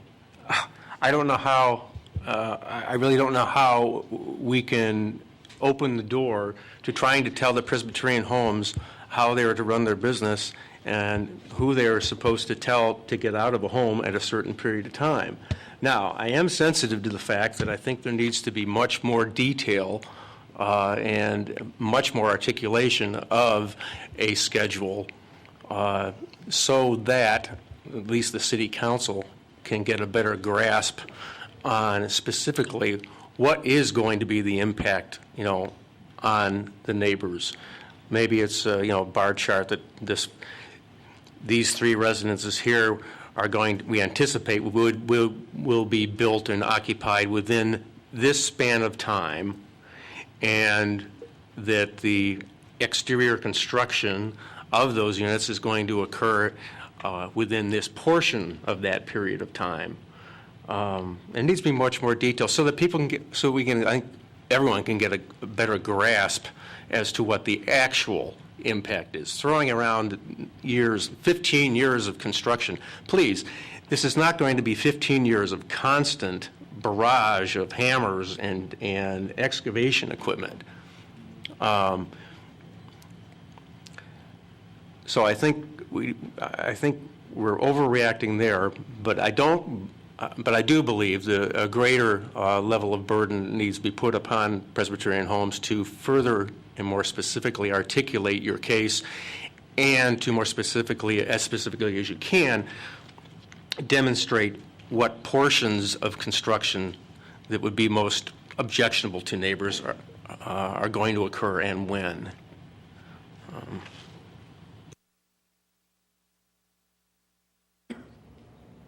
With all due respect, I do think that the neighbors and the neighborhood is entitled and should be afforded the respect of more certainty than a 15-year time schedule, regardless if it's 3 years or 2 years of development during a 15-year time schedule. That's a big impact. That is uncertainty on the neighborhood, on the property values. I do not believe that the Presbyterian homes have shown that there will be a positive. I think they've actually shown that there'd probably be a negative impact on the property values for 15-year uncertainty. So I agree with you, there needs to be certainty, but I think 15 years of a development is scheduled. And I understand there might only be 3 or 5 years of development during that 15-year period. I still think that the neighborhood and the neighbors and the property owners adjacent to that are entitled to more certainty. The ordinance. And Lenny has comments Do too. you have a proposal? Well, I have a proposal, but it would be a proposal, but in the nature of a question. I think we need clarification. On 6-8-1-10, subsection C, it says each planned development shall be completed within 2 years of the issuance of the special use permit for the planned development. Obviously, we're just a recommending body, so we're not issuing the permit. If extensive or staged development is approved as part of the planned development, that's where we are. I understand and recognize and accept that there will be development beyond 2 years, and that I'm fine with. And you know, I won't speak for everybody else, but it sounds like that's what most people or most commissioners have the position. But it says, however, the 2-year requirement may be extended to provide for a more reasonable time schedule. If it is not the duty or authority of this commission to develop or to put out a time schedule, and I agree with Commissioner Galloway on that point, then do we have to do that as commissioners? Or do we simply say that if we feel that the evidence, if we believe that the evidence meets this particular standard, and we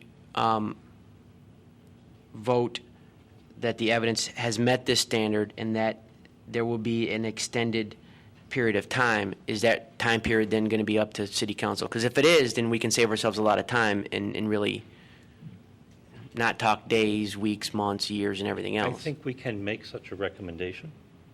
Okay. As to what should be considered. Also, 6-3-6-4D, which is the general provisions, provides subject to an extension of time granted by the City Council. No planned development as a form of special use shall be valid for longer than a year unless a building permit is issued, construction begun within that period, and thereafter diligently pursued to completion unless a longer time is requested and granted by the council. I read that as saying the council must consider this question.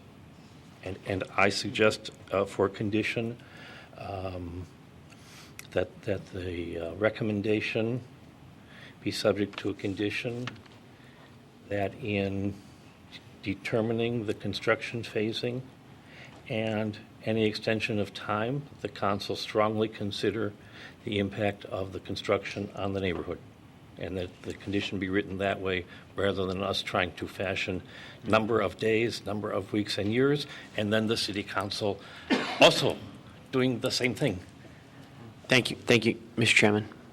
Is that acceptable to as an amendment? I do have a motion. I did make a motion, Mr. I'm Chairman. asking if that's acceptable as an amendment. Amendment to my motion? Your motion. Yes. You repeat what your amendment is?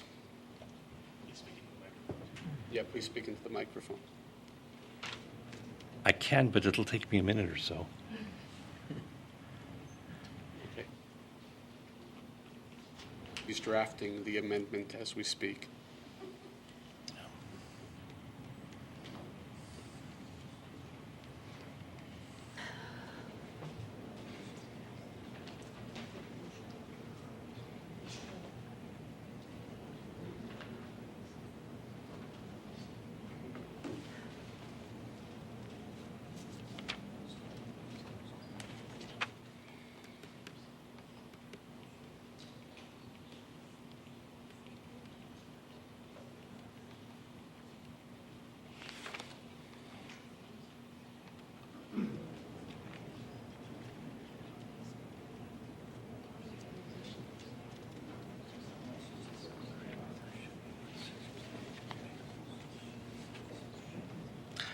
The recommendation is conditioned on a construction and on the council adopting a construction and phasing schedule which minimizes the impact of construction on the neighborhood adjacent to the press homes.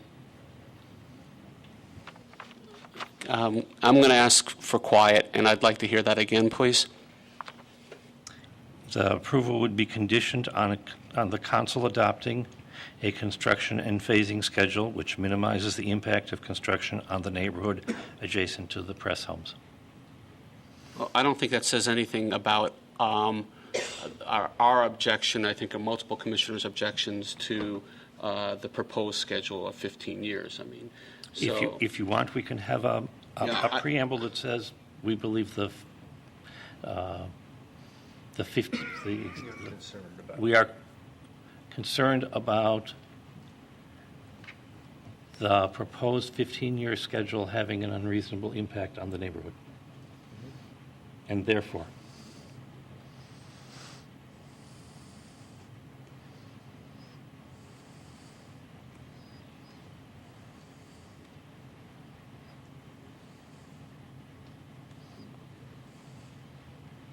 is that acceptable to you?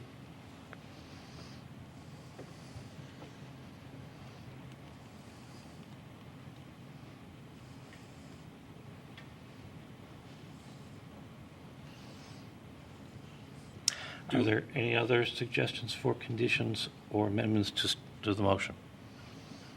Do we want to include your suggestion, Richard, Commissioner Schur's suggestion?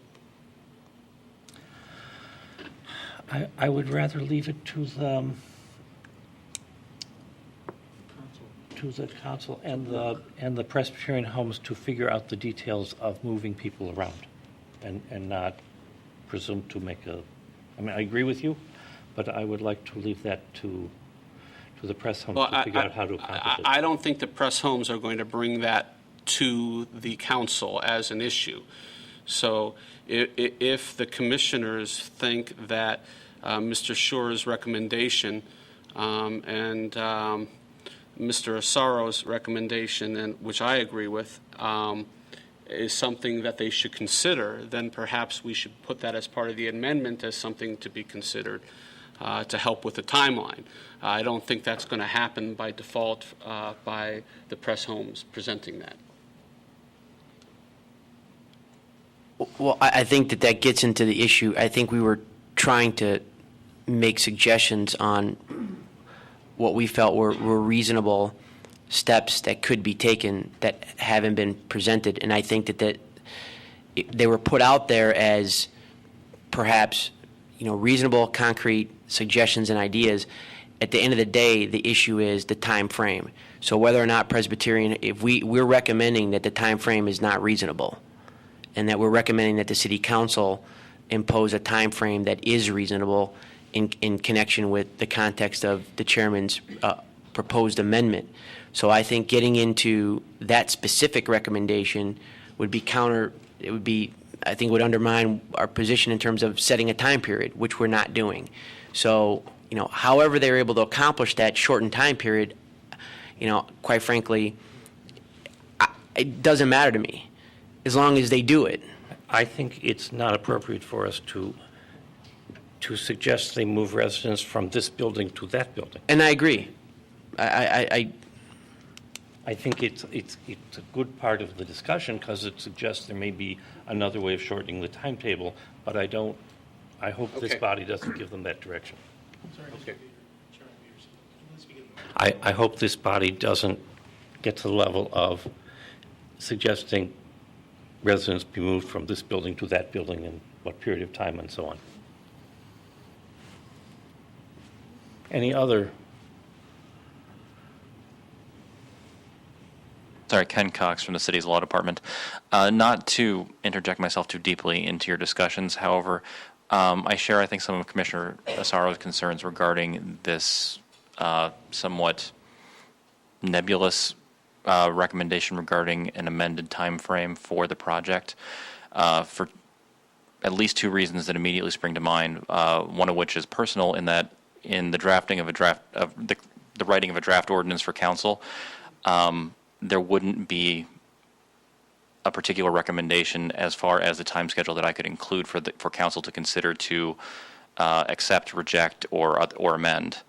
And also, I believe council might consider notation saying that we believe that 15 years is not reasonable, but without a recommendation as to what might be reasonable is no recommendation at all, and may then refer it back to this body for further deliberation.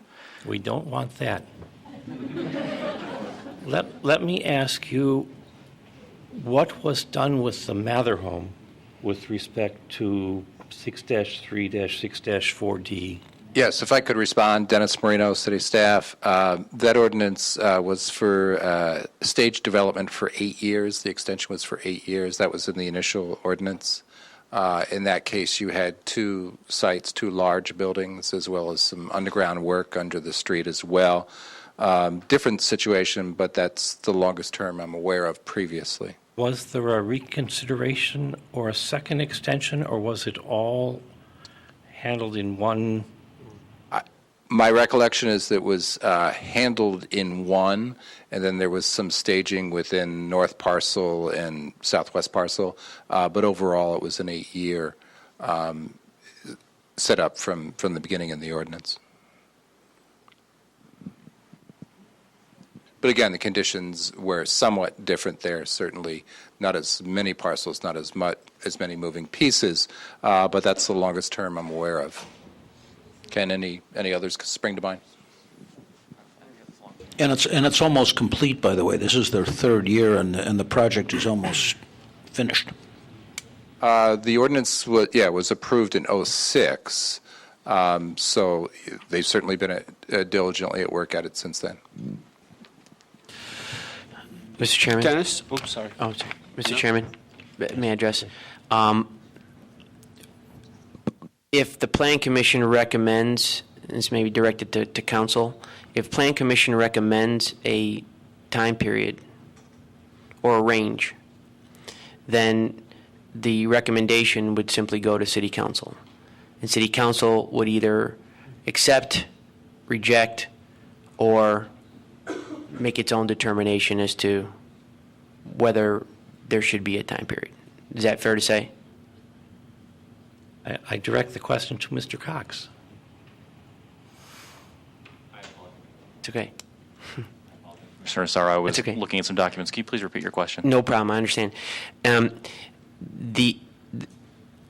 understand your comment, your statement, and take it. If we recommend a time period or range with regards to the section that I was addressing, then our recommendation, along with all of our recommendations here, are just reduced to writing. They go to the City Council, they review it, and they determine whether or not to accept, reject, or alternatively amend whatever our recommendation is. So if we were to propose a time period of 7 to 10 years as being reasonable, then City Council can reject that and develop its own time period. And it sounds like that's what you're needing from us, so that it's not ambiguous and that we do our duty. Is that fair to say? That's closer to what I was saying than was initially said. I would urge you to think of the time frame that we're talking about as a ceiling or a cap, to say that construction of the entire project shall be completed within X amount of time. So rather than a range of, say, 7 to 10, because for enforcement purposes, suppose the project begins and year 6 ends and it's now year 7, the question becomes, can we say they have failed to comply with the terms of the ordinance, even though they're still within that range? So I would hope that the commissioners could collectively come to some consensus as to an ultimate cap or deadline or final deadline when construction would have to be complete. Understood. And whatever our recommendation is, City Council, they would have the authority to accept, reject, or develop their own. That is correct. Okay. I withdraw my amendment.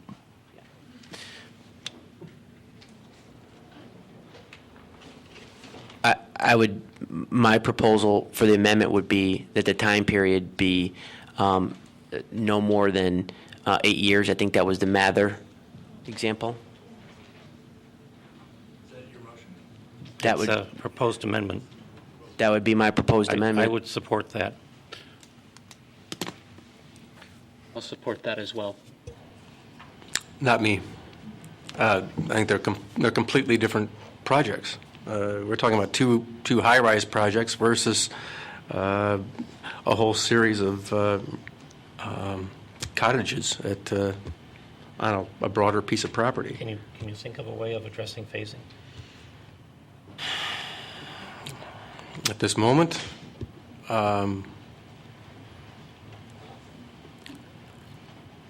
think what Presbyterian Home has presented tonight is an excellent start.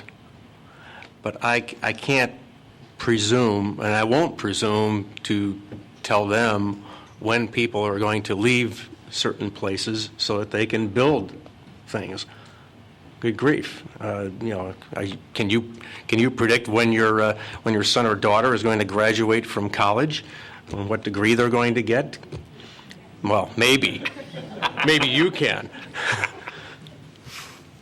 Can you predict, when your grandmother and grandfather are going to pass on? Well, I just want to say... I have trouble setting a time frame. And my hope would be that there would be some way that the concerns of the neighborhood of what is obviously perceived to be a long, drawn-out, and arduous interruption to their daily lives can be ameliorated by a goodwill gesture and far more specific information and commitments on the part of the Presbyterian Home. I see activity among the city attorneys. It looks like they have something to say. Please There's go some forward. additional information that actually was included in the materials, but might not have immediately risen to light given the voluminous nature of the materials. When you asked a few moments ago whether staff was aware of any project that had a longer time frame than 8 years that was granted the Mather, 94086 was approved by the City Council on adopted August 25th of 1986, and it relates to additions to 41 of the existing cottages, and it included a 10-year construction period. So we wanted to make sure that we That wasn't, brought that was just additions, correct? That was additions, correct. But the question, I wasn't sure whether or not the question was for new construction or simply a plan development or special use permit. Well, there might be another way to solve this. The testimony is that there'll be initial landscaping phase, and then I think 3 subsequent phases, each of which the statement won't take more than 12 months. But we could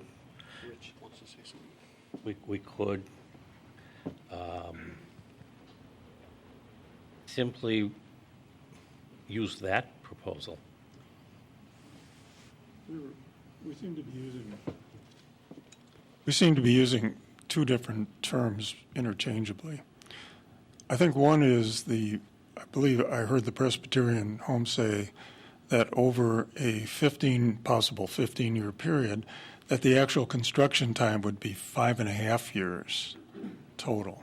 Maybe we should be addressing the actual construction time as opposed to the time frame in which the construction takes place. That would work. I mean, in some of my previous comments, I referenced taking the perspective that what we are looking at here is not one project, but a series of phased projects. So if we were to look at it that way, 3 cottages is one phase. The second phase is, we saw the presentation. I don't need to repeat that. Why can't we address each of those as individual projects that cannot take more than 2 years? I think that works. Lenny? Well, I think to address one of the questions. I mean, and I think Presbyterian Homes can commit to far less time than that. Certainly the landscape thing, I think you've presented is going to be months as opposed to years. So if we break it down into parcels and apply the 2-year restriction over a 15-year period of time, I think that's more appropriate to this type of project. Well, the way that the ordinance is written and the way council has at least advised us based on what we need to do, I think getting into those time, a recommendation regarding, completion of the development gets us more into the I think to the micromanagement of it. I think by taking a position of a period of time for completion of the development, whether they be staged or not, I think we are clearly expressing our position as a commission that the time period that has been proposed is not reasonable. I think that that's what we're doing. And I think that we're doing our job as commissioners, and it's as a recommending body, not a body that imposes the rules and passes the laws. The city council will clearly either have maybe they won't have the transcript, but by proposing that a time period, whether it be 8, 7, 9, they will then have to address the issue of what is a reasonable period of time. So they can either accept, reject, or amend what we're proposing. And so whether we do it as a 8-year period or if we do it as, breaking it up, it's still going to be the same thing in terms of an expression of our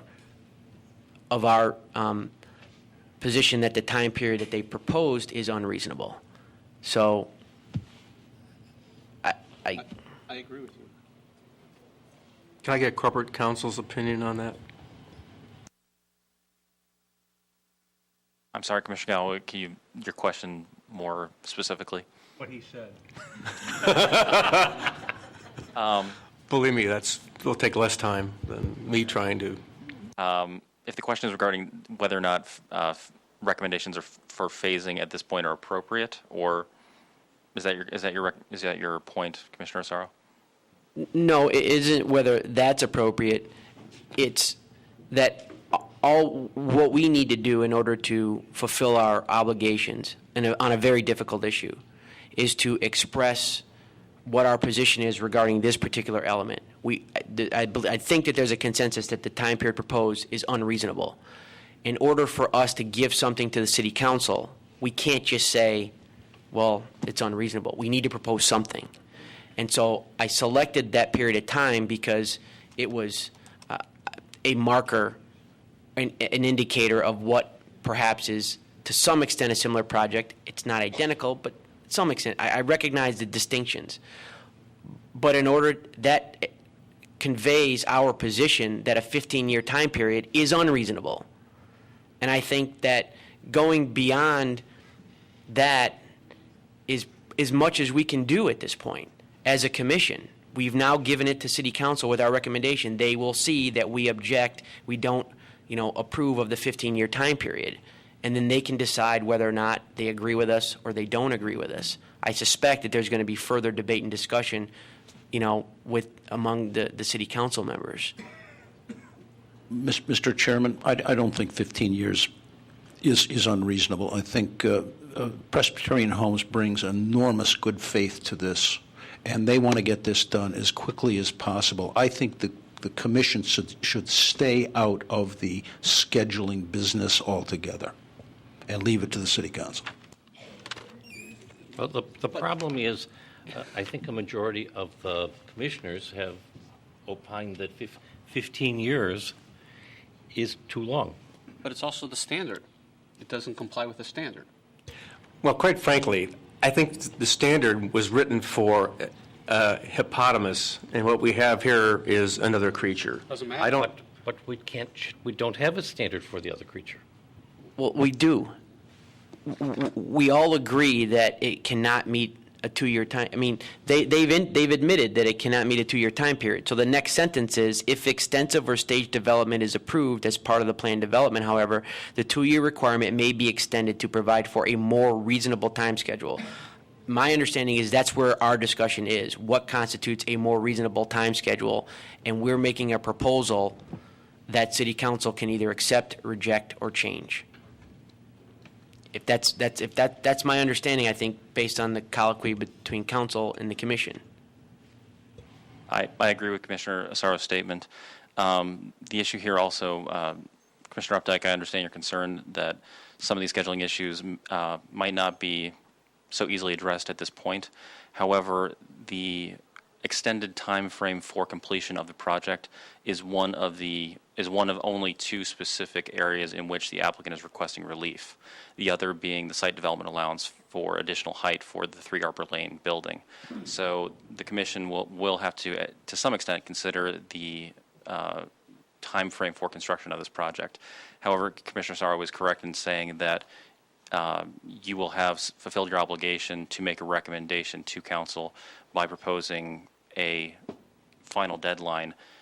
You may, if you so desire, come up with recommendations more specific than that regarding phasing and the like, but that is not absolutely required of you at this time.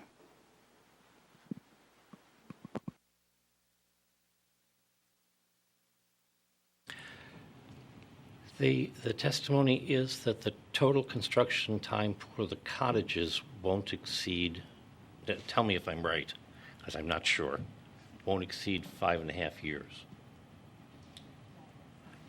Is that what the testimony was? I believe so.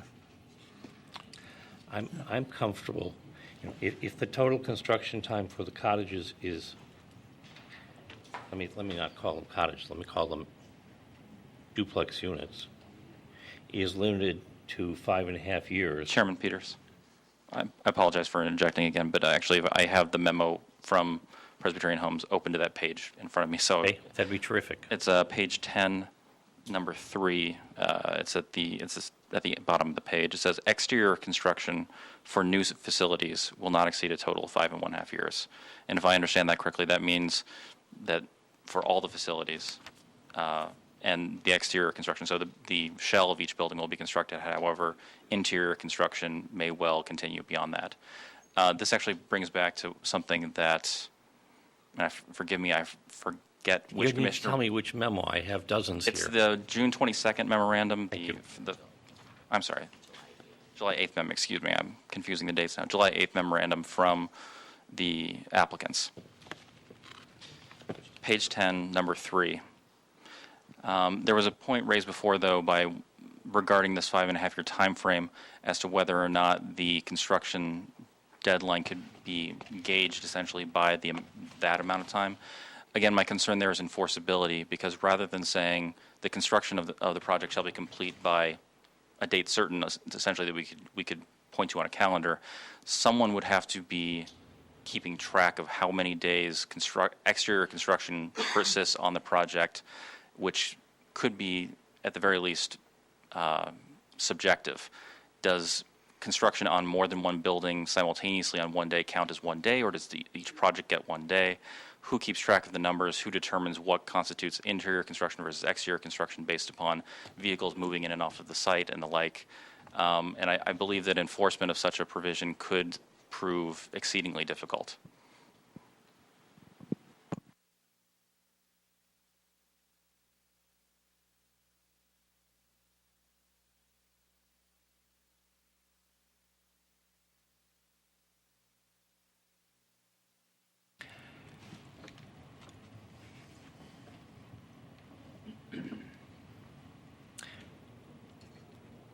We have a proposed amendment before us.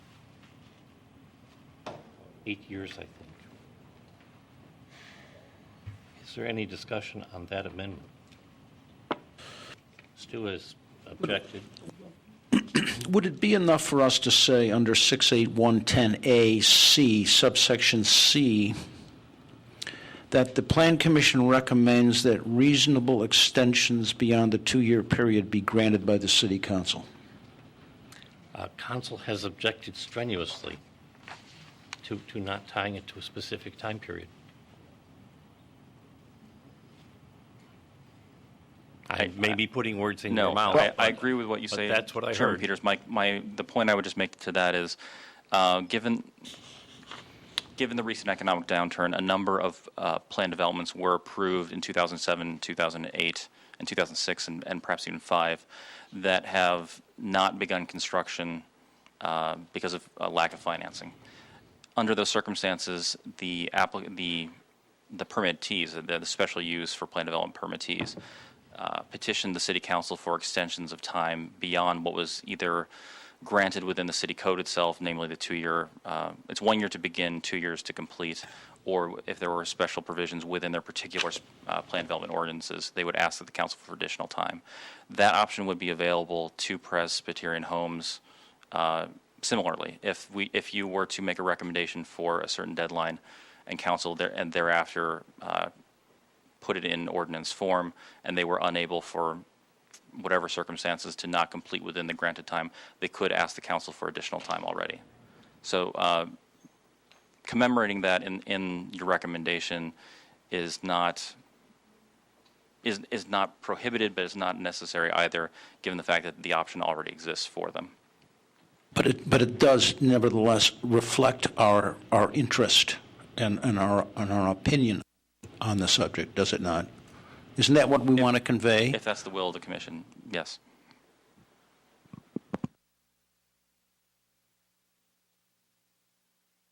Mr. Cox, you referenced a 10-year time frame for a prior project. Could you articulate that a bit more, please? This is 94086, an ordinance granting a variation in special use at 3200 grant.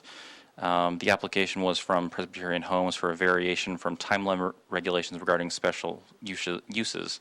And again, this is 86, so this predates the 93 comprehensive zoning ordinance. The provision numbers are quite different. So it's section 612.4C of the zoning ordinance to permit construction of additions to 41 cottages on the premises over a 10-year period on the property. And it was granted by council in 1986. I think. How many new cottages are we building as part of this? 54. So at that period of time, they were granted 10 years to do additions to 41 existing cottages.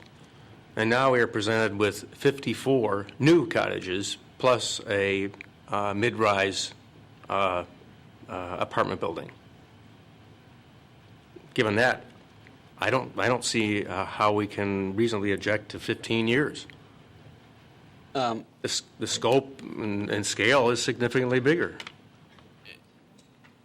The projects, I believe, though, since they're not new, they were additions, and I think it is a different a project. You're right, but I think the impact, since those cottages already were in existence, was much less on the neighborhood.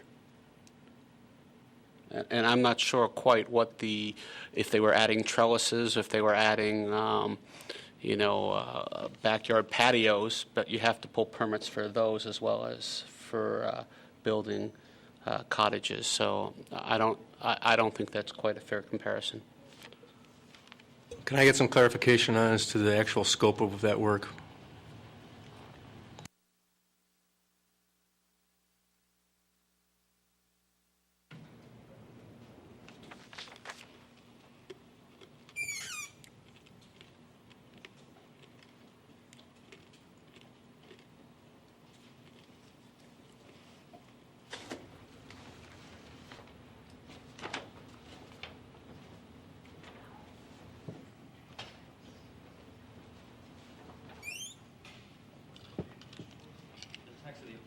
Sorry, the text of the ordinance doesn't have a full description of the project.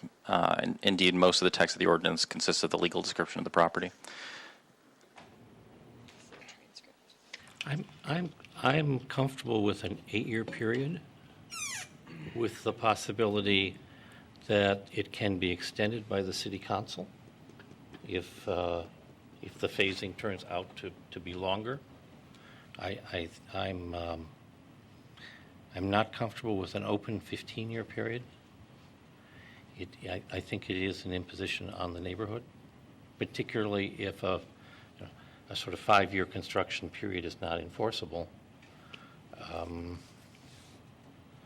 It's a long time to authorize construction. Maybe not to have construction, but that's what we'd be authorizing or recommending for authorization. And it just seems to me too long. Now, if it turns out that there's 3 years of construction and then 5 years of not construction, and then they need more time, then it becomes clear it's not 15 years of construction. But it just seems to me a long time. I agree with you. I think you would satisfy the intent, which is to have them review it by specifying a certain number of years. And I'm not sure how important it is to hit that 8 or 10 or 12 or specify. I think just the fact that you're specifying 8 years or 10 would trigger what you're looking for.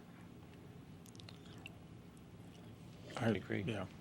So why don't you make that motion? Well, we have an 8-year proposed amendment on the floor. Is there any further discussion? All those in favor? Oh, is there a second? Does this include my original motion? This is an amendment to my original motion It's an about amendment. eliminating the duplex on the northeast corner. No one's Okay. given that suggestion. No, taking okay, that out. okay, all It's an right. amendment to your original All motion. right, fine. All those in favor, say aye. Sorry, was that a second? Oh, we did have a second. I'll second it. Okay. All those in favor?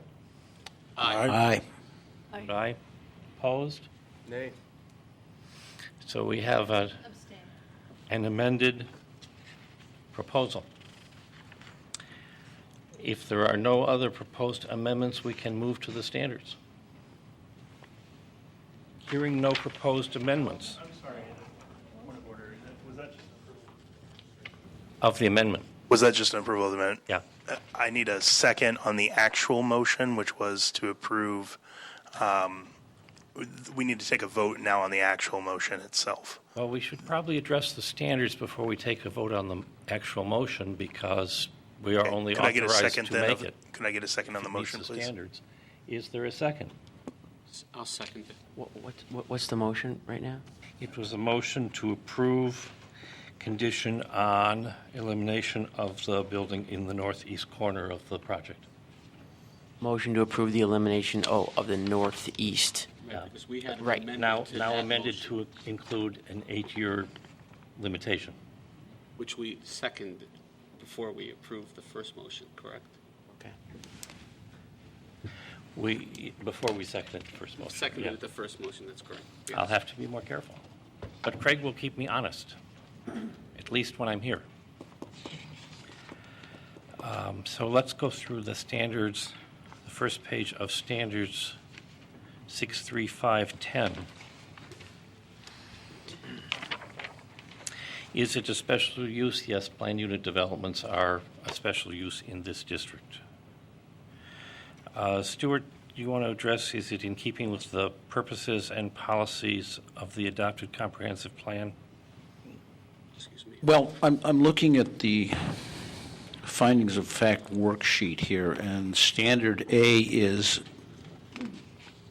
for special uses. Is it one of the special uses specifically listed in the zoning ordinance? And indeed it is, so I believe that standard is met. Planned unit development is met. It's listed. B, if you want me to go forward, Let's go forward. Okay. It is in keeping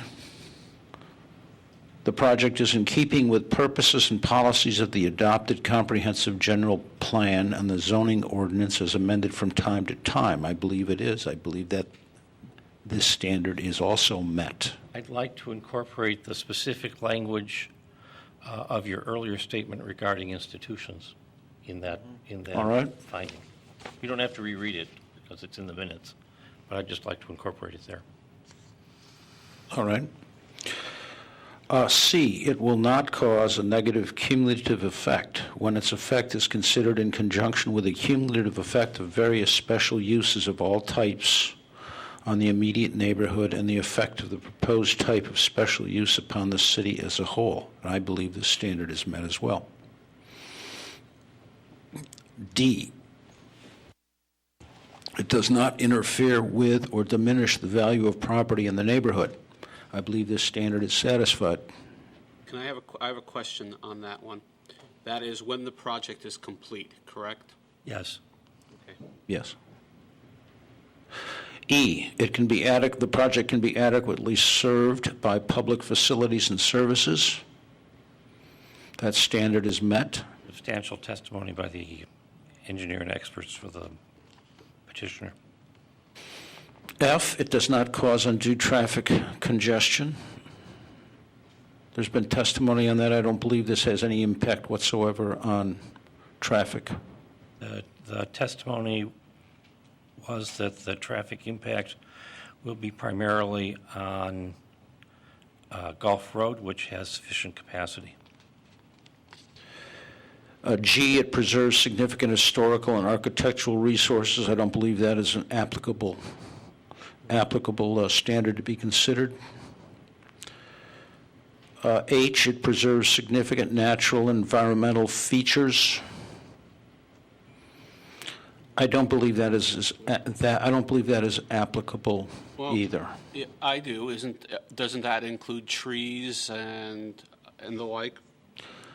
So it's natural and environmental features. Well, it says significant, and so they're removing hundreds of trees. Is that correct? 170 or something, I think, is the number. And replacing. You're not replacing with 100-year-old trees, and I'm not saying they're all 100-year-old trees, but you're replacing with smaller trees or bushes that are going to take 100 years. Sorry. So from an environmental, natural features, you are taking down, is it 170 trees? Is it 200? How many trees are being removed? 210. Well, okay, so if it's 210, 170, whatever it is, that's still, I'm assuming, mature trees that are being taken down and being replaced by non-mature trees. So I do think that standard is not met. I think the standard does not require preservation of trees on private property, as that would prevent development of any property with trees. I think the landscaping plan, as specified in Addendum 1 and referred to in Addendum 2, preserves environmental features beyond what is necessary. Council, is that true that trees on private property can be torn down?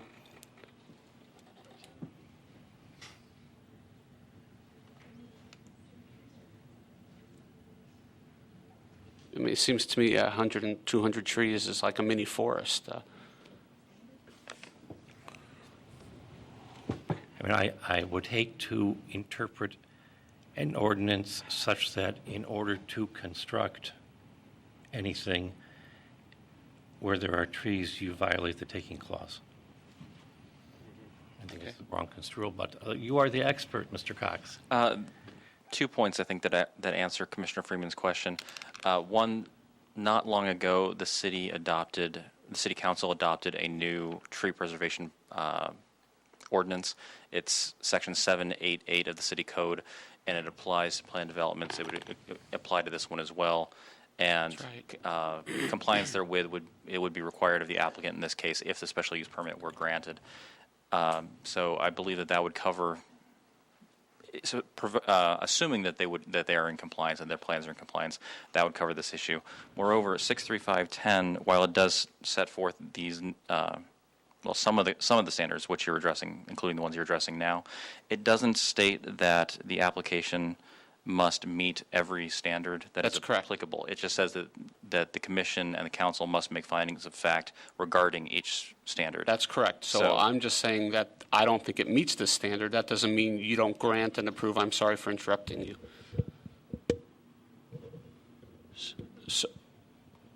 Craig Sklenar, General Planner. We have walked the site looking at the proposed plan with the existing plan with the city's arborist. He issued a memo a couple months ago, I believe, to you. I'm sorry, I don't have it available, but that it is within compliance of or significant compliance of the city's tree ordinance, and they would be working with Presbyterian Homes as they move forward in that. Primarily, the topics of discussion are the 100-plus-year-old elm trees along Lawndale, which would not be removed as per the Presbyterian Homes plan, and the road is within the compliance of the drip line of those trees as well. And the caliper to caliper replacement is about 1 to 1.5 of what would be removed versus what would be planted in their application. Thank you. I think it is important to note that none of those stately trees on the Lawndale Parkway will be affected by this. I believe the standard has been met. I'll concur. And continuing on with H, it complies with all other applicable regulations of the district in which it is located and other applicable ordinances, except to the extent that such regulations have been modified through the plan development process of the grant of a variation. This requirement is met, in my view.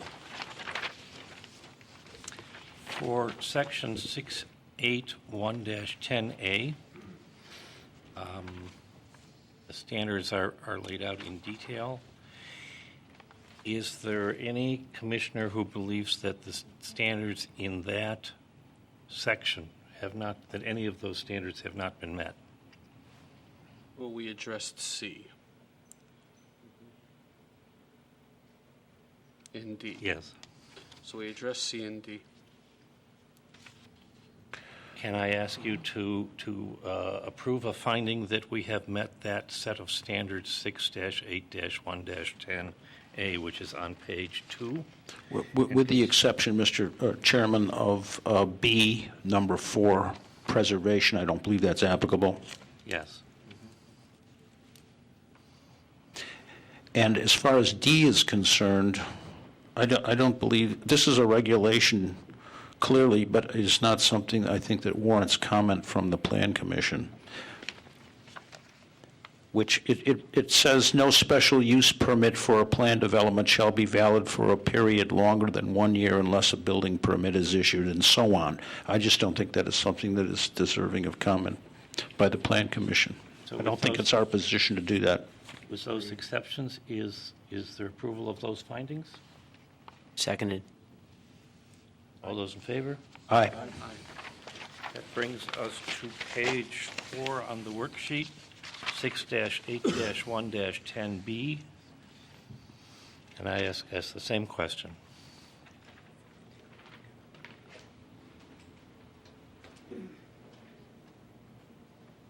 I have an issue with D and E. D and E. Walkways. I think many people on the commission, many commissioners, excuse me, it's getting late, commented on lack of sidewalks within the property, that there's just a wide street for residents to walk on. So I think the walkways for a planned development do not form a logical, safe, and convenient system because there are none. So I don't think it meets that standard. And then I've E, which is the location, construction, operation of parking, loading areas, et cetera. I'm not going to read the whole thing. You've heard my issue with the garages. So, but I don't think either one of those meet the standard, because I do think the garages, if the the planting of the trees and everything blocking the view on them is not up to what they say it will be, then I think that the garages will have a negative impact. But what we are considering is a proposal which requires compliance with the testimony. So we would assume that they will build in compliance with the testimony, and if they don't, I assume the ordinance would be enforced. Okay. The landscaping plan is... I would assume they will comply with the landscaping as well. But And- there and is I still should- the I should issue note of that- walkways. There are no walkways. I should note on the landscaping that there was a revised and more dense landscaping plan, and I think it's in Addendum 1. That is correct. But if you look at the whole circle that goes around there, you've got the Calvin Circle, the Knox Circle. If you looked at this, there are no walkways. Is there discussion by the Except commission on the inside. There's a walkway through on the inside, but they don't go anywhere. of walkways? I think it was agreed that neither the neighbors nor the Presbyterian homes want a walkway on that existing parkway in Lawndale. They're content to have a roadway Does, alone with no sidewalk at all. Well, as I recall, the there were... standard has nothing to do with whether or not the neighbors want it. So, and again, if the standard is not met, that doesn't mean that the development doesn't get approved. I'm just saying that the standard is not met. It has nothing to do with whether or not the neighbors want it. It depends on what you call a walkway. I recall an illustration where there were residents that were walking at the edge of the roadway adjacent to the curb, which... Walking in the roadway. Walking in the roadway, and if the Presbyterian Homes wants to consolidate walkways and driveways in such a low density and an area where there's so little vehicular circulation, I have no problem with that. Do you think that anyone might take a walk at night? Well, rather than do a cross-examination, I just want to note there was... Okay. It was specifically addressed by the traffic engineer in terms of safety. Any other... Their traffic engineer, correct? Yes. Okay. Any other comments from commissioners on this item? I agree with Seth. The standard isn't met. There are no walkways. So, is there agreement that the other standards are met? Yes. Yes. Yes. Perhaps, going back to D, perhaps the standard is not met, but the city council should know that all parties have agreed that no sidewalk should be constructed on the Lawndale Parkway. I think that's what the testimony shows. Yeah, okay. That brings us to page 6, 6-8-1-10C.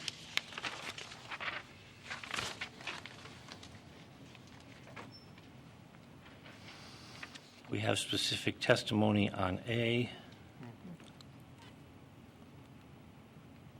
B, C, and we have specific testimony, I think, on all these. Is there agreement that those standards on page 6 are met? Well, we have to prove that they're asking for a variance to go higher. That's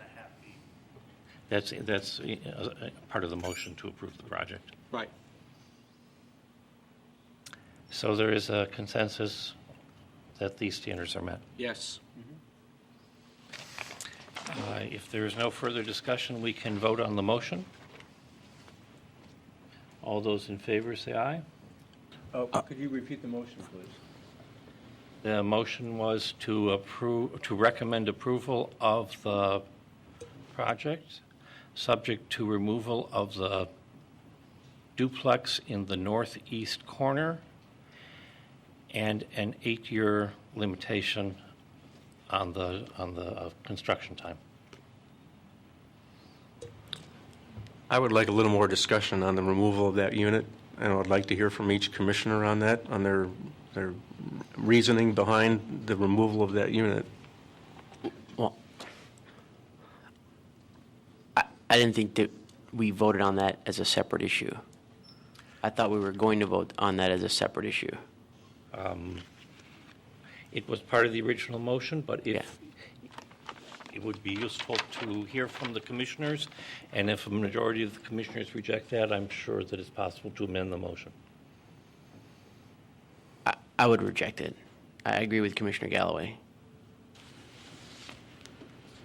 I mean, Well, it's the one unit that has the fewer garages facing Lawndale, so I would tend to agree. Mr. Frieden? I'll support Stewart. I would not support the removal of that unit. To me, it's a compromise.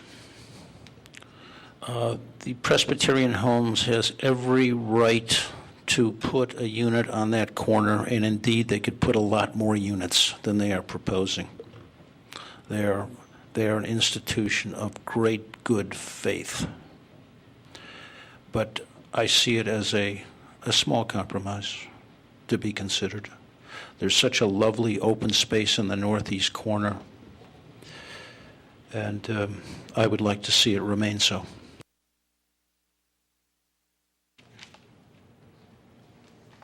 I think I would not support removing the units on the issue of the economics of the project. But fundamentally, I'm indifferent. So before we vote on the motion, is there a proposal for an amendment?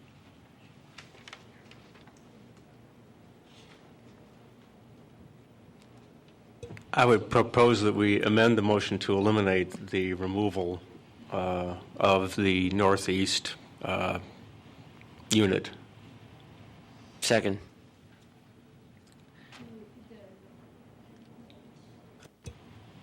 My proposal is to eliminate the amendment. The requirement of removing the building in the northeast corner. Is there any further discussion? All those in favor say aye. Aye. Aye. I vote aye. Opposed? Nay. Nay. The amendment passes. Is there any further discussion prior to voting on the motion as amended? I'm sorry, Commissioner Peters, it was brought to my attention that there was discussion about occupancy limits per unit. There was, and that were not brought up in a motion for recommendation of approval. there was, and if someone would like to make that amendment, that's fine, and if not, that's fine too. Are you withdrawing that? It was my idea, and if someone agrees and wants to make the motion, that would be fine, and if not, that would be fine. There was also the issue of all access through Gulf Road for the construction that was raised initially. It's in the testimony, Yeah. so it's part of the proposal. All right, I'll make the amendment to the proposal here that's Mr. Peters made, is that the recommendation was that to the council that there only be 2 occupants per unit. Is that what you were suggesting? That's what I had suggested. Maximum of 2. Maximum of 2 residents per unit. Is there a second? I'll second that. Is there discussion? I'd like to shaking explore your that a head, little Craig. bit. I'm not sure exactly what that means. Does that include, for example, a caretaker? Would that prohibit a caretaker from living on the premises? It's a good That's a point, good but I would question. say no, it would not. Well, then I have a problem with it, for that reason alone. What, that it wouldn't exclude a caretaker? That it may very well exclude a caretaker. It shouldn't exclude it. He So- doesn't want it to It exclude. should not exclude a So are caretaker. we Oh, opening up yeah. the door? So the revised amendment is 2 persons and their necessary caretakers. Caretaker or caretakers? I wouldn't even want to limit it to that, because who knows what capacity a third person might fill. I can't imagine what that is, but I wouldn't want to foreclose that prospect out of hand. I agree. I will strike the amendment. Any further discussion? Trying to support you, Scott. Thank you. Any further discussion before we vote? I'm sorry, one more issue was brought to my knew attention there'd be for further discussion was to make sure that there's a provision for construction access only along at Gulf Road. That's in the testimony. Okay. So I don't think we need a separate restriction. No further discussion. All those in favor say aye. Aye. Aye. Aye. What are we eyeing? Is that what you're Yeah, asking, Craig? yeah. I mean, Craig looks confused. yeah, are you looking for a motion to approve the application We have with the amendments, which consist of the 8 years, the maximum number, or that's off, right? Right. Okay, so it's the only amendment, there's one amendment, and that is the 8-year that's what's completion on- period. That's what's on the floor. That's what's on the floor. Okay. So all those in favor? Well, wait a make a minute, motion. What's Do you have another the amendment? occupancy limitation? Isn't there a motion on that? Pending? Oh, you withdrew that. withdrew it. I'm sorry. I'm sorry. The amendment was withdrawn, and so on the floor is exactly what you described. I would make. Motion's already been made. Okay. Seconded.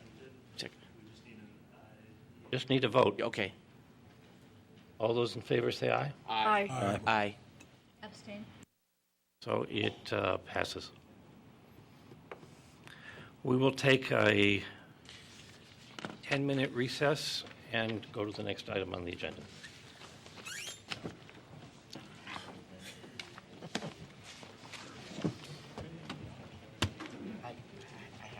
Thank you for staying. No problem. I know you've missed your child's important. No, that was not it. It was something else. Thank you, members. Dominic Argamello, zoning planner, City of Evanston. Here talking about daycare center for animals, domestic animals, pet, daycare center for domestic animals. This was referred from the zoning committee, and just to give a brief overview. Dominic, I was premature. Here, one commissioner's running this way. No problem, no problem. No, this is about animals. I care about animals. Just to give some background, what initiated this drive to create a zoning definition for this is that we do not have a definition for daycare center for domestic animals in the zoning ordinance. Therefore, any daycare center that had previously come to the city had been approved as a retail service establishment. The problem with that is that retail service establishments are by right uses throughout the business and commercial districts. A lot of business and commercial districts immediately bump up to residential districts, and due to the operations of daycare centers for animals with outdoor play areas and everything, that could be a concern. And we don't want them to be approved just simply by right, but to have some consideration as we approve them. The zoning committee of the Planning Commission worked diligently on this issue over several hearings and to work on the definitions. 3 definitions were brought to the zoning committee of the Planning Commission at our last meeting in June. One was for daycare center that did not involve overnight stay. Another was for daycare center that did involve overnight stay, and the final one was for a kennel definition. The zoning committee recommended those 3 definitions with some provisions. And 1 minute, please.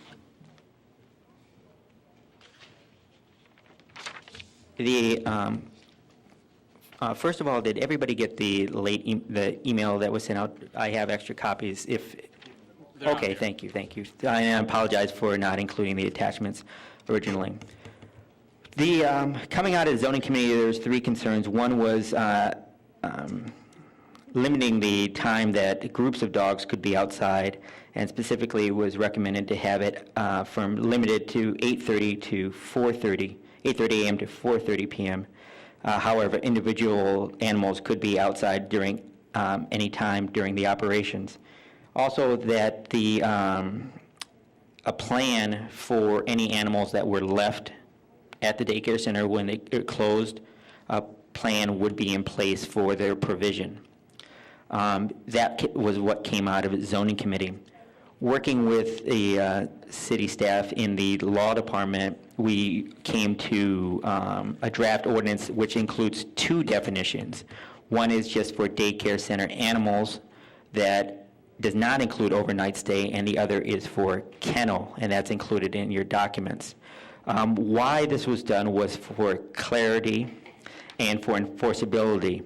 It clarified the definitions of having a daycare center overnight stay and kennel, which has overnight stays. They're basically, in essence, we're trying to regulate what happens with a overnight stay animal facility. So it's just coming into one. Also, the daycare center with overnight stay had the phrase may in it, which is always fun from a zoning perspective to look at. So city staff, legal staff wisely put those two into two definitions. We bring this draft ordinance to you with these two definitions, and we feel they do everything accomplished we wanted to do. One, again, both these definitions would be special uses throughout the business, commercial, and downtown districts. We, again, we being staff and the zoning committee were concerned about the overview of these facilities, making sure that the people who applied had a proper track record, had a proper business operation, ensuring taken care of. They, again, remain all special uses. Also, this keeps a differentiation between daycare centers that have overnight stay and kennels or entities that do have overnight stays, and the differentiations between those. And again, one of the concerns was if I come to open a facility that just does not have overnight stay, I then sell it to somebody else and they want to do overnight stay, they would need to amend that special use and move into the kennel category, and that would prompt a new review. That was part of the reason for differentiating between overnight stay and just daycare. I just want to speak up to any concern about something being labeled a kennel. We had talked about that in zoning committee, and we had all these honestly bad connotations of what a kennel means. It's a zoning definition. It does not mean that a place that gets a special use to have overnight stays must advertise themselves as a kennel.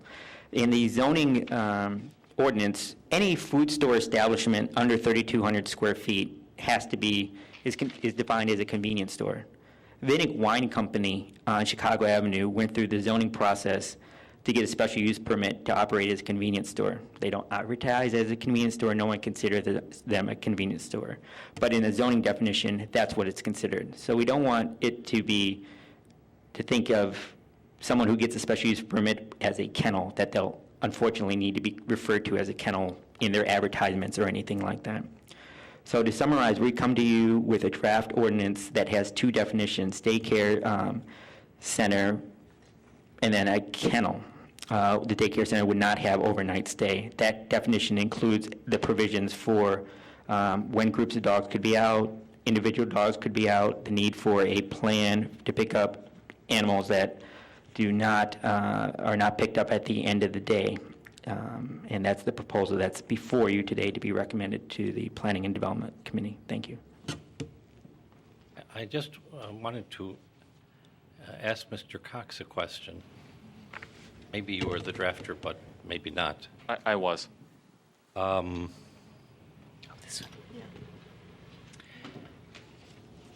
first, the more general question is whether restrictions contained in definitions are enforceable, and whether the restriction should be in the definition part of the ordinance. And the second is, I noticed that the operator must submit a contingency plan, but not follow it. Fair point on both. As far as to the former, there are restrictions implicit in many of our definitions. Actually, one that I was thinking about earlier this evening was in the discussion of the Presbyterian Homes case, was there was much discussion of duplexes. That's actually not a defined term in our zoning ordinance. We refer to them as two-family dwelling units. Under those circumstances, implicit in that definition is that they cannot be occupied there are only two dwelling units, and they cannot be occupied by more persons than are permitted in such dwelling units. And also, there are hosts of others. As far as the submission versus following, I take your criticism, and I would say that we could amend that language.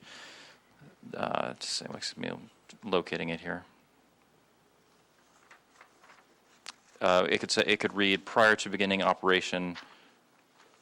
No, I should say, well, prior to beginning operation of any such center, the operator shall submit to the zoning administrator a contingency plan for those times when an owner fails to claim his or her animals, and then it varies depending upon the use, before the center closes for the day, or before when an owner fails to claim his or her animal or animals. And we could just append to the end of that sentence something similar to, and shall thereafter comply with said plan. Okay, Are you done? I'm done. Just a technical question.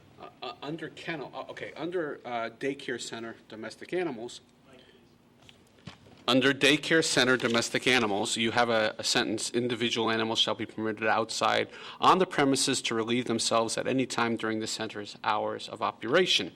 You do not have a similar sentence under kennel, where I think it might even be a greater need for an animal to relieve themselves during the hours of operation. So if they're going to be in the kennel overnight, most kennels do generally let the animal out individually to relieve themselves, at 10 o'clock or something before they're locked down for the night. So it doesn't say that here, and so I'm assuming that you're excluding it by it not being included.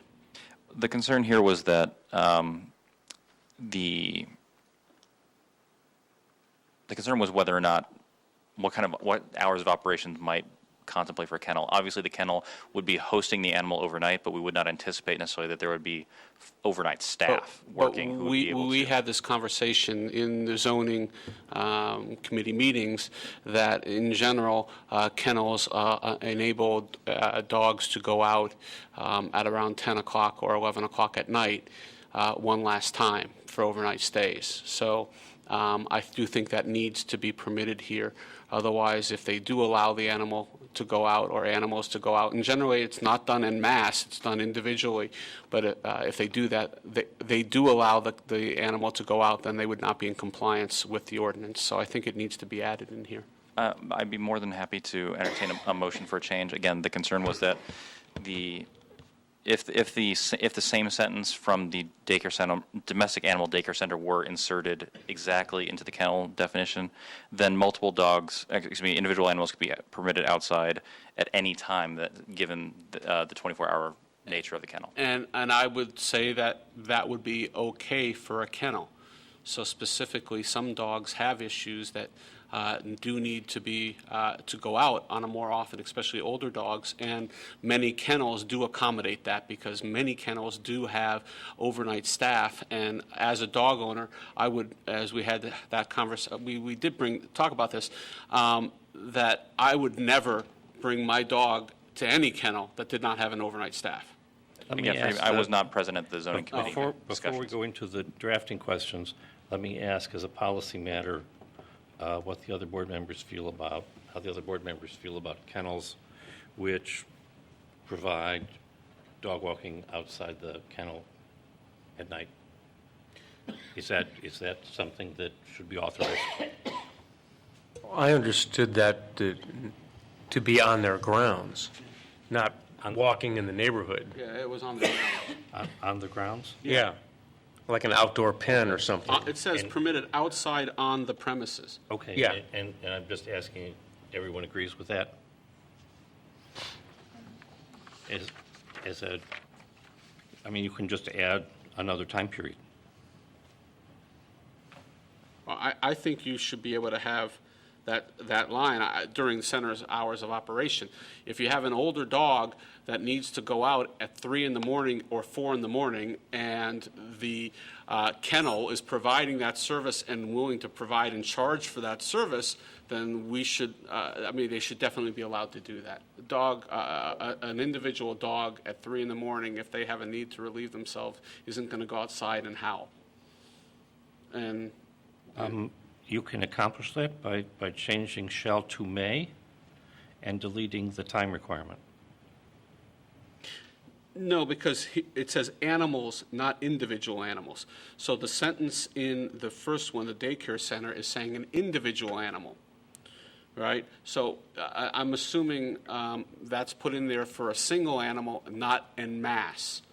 So Okay. you do not want at 10 o'clock at night for a kennel to let 100 dogs out en masse to go pee. So- I guarantee you at that point you will have dogs barking, howling, fighting, and doing everything So you'd else want they to do. track the same language. Yes. And then we are presuming that because we are presuming that the facility is going to be staffed 24 hours then.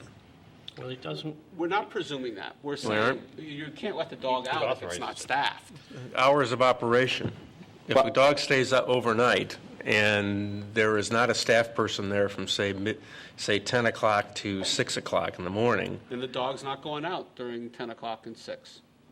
And I think that goes into the nature of this, analyzing a special use. If it comes through and the business plan says that we don't plan to have staffing from 11 to 5 and that we'll clean up the cages next morning, I think that would generate the appropriate response from the Zoning Board of Appeals and city council members as they went through the standards analyzing that application. Well, what caused me to inquire about that is the phrase hours of operation. Because I suppose we want to be really technical here, we say hours of operation when personnel are at the site. So somebody could exclude the doggy door. Yes. Is what you're saying. Yeah. Yeah. Sorry, this actually my point here was going to be very similar to what Commissioner Galloway said. It was that we could insert a phrase, multiple animals shall be permitted outside of in either case, whether it's multiple or individual animals shall be permitted outside the premises when accompanied by a staff member. So as to avoid the situation where potentially you could have someone get a use like this and allow animals, say, in a fenced area to be outside at all times of a given day.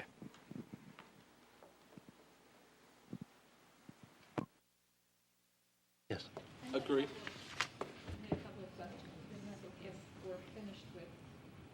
That particular issue. The references to domestic animals, was that meant to include Yes. presumably dogs, cats, Yes. and virtually everything else that's a Ferrets, domestic animal? snakes, spiders. Or were we really thinking of dogs and cats here?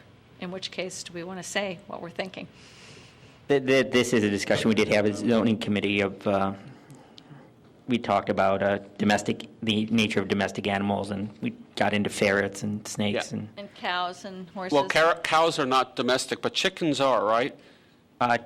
Right? You can have how many chickens in Evanston now? Four. Four? Four hens. You can have no roosters. Okay, so the point was, in the zoning committee meetings, was that we recognize that a domestic animal would be more than just a dog and cat, and if somebody wanted to open up a facility that catered to some ferrets, then that was okay. They would come and Is have that- to is get that- a special use. Is that the point? The language that's included here regarding Title 9, Chapter 4 of the City Code, that chapter specifically deals with animals, and it's in the police powers actually, and it regulates these matters, including hens and other animals that would more frequently perhaps be deemed livestock and the like, and essentially excludes most of them from prohibits keeping them in the city. So in this case, the requirement to comply with the applicable portions of 9.4 limit the universe of animals that would be permitted in these uses. All right, so any domestic animal that is not otherwise prohibited would be covered here, and therefore, if someone wanted to open a facility for that animal, they would need a special use. That's Is that correct. Okay, fine. Next question. You talk about any establishment for which the principal use or purpose is the housing of domestic animals. And what I'm wondering about, I know vets have facilities within what is a veterinarian's office for animals, and I know, since I have a dog, that there are residents who keep dogs, other people's dogs, on their property, and that they wouldn't seem to be covered by this. That would be in a veterinarian hospital situation. We actually have a definition for animal hospital. We would consider the overnight stay and boarding of it an accessory use. So through that, that would be allowed by that animal hospital, theory being that if the animal hospital closed, they would not keep the overnight stay aspect of it. Okay. And for residents who, well, maybe they're doing it undercover and illegally, but there certainly are residents who keep other people's dogs for boarding for money. Again, the aforementioned provisions in Title IX, Chapter 4 limit the number of dogs that can be kept in one dwelling unit already. So, all right. So it's covered elsewhere. Yes. Thank you. How many dogs is that? Ken? I'm sorry. How many dogs is that? I don't recall off the top of my head, and I don't have that portion of the city code in front of me. I believe it's either 4 or 5, but I don't recall for certain. I would like to propose a floor amendment to this, the draft ordinance, and this is a grand oversight by me. Not included in the list of zoning districts is the MXE and the MUE district. Why that's important is the person who has been helping us very much throughout this whole process to identify and talk about the definitions is located in an MXE, an MUE district. So we would be needing to amend this, and I can show you that it's here on the map. The MXE district bounding C2 commercial district right there. Again, as this would be included as a special use, we would still have the oversight of the Zoning Board of Appeals and the City Council. So do we need to make a motion? What do we do here? Again, to include 2 more zoning districts, do we need to make a motion to amend the draft ordinance? We'll include it in any motion to approve. Thank you. Is there any further discussion? No.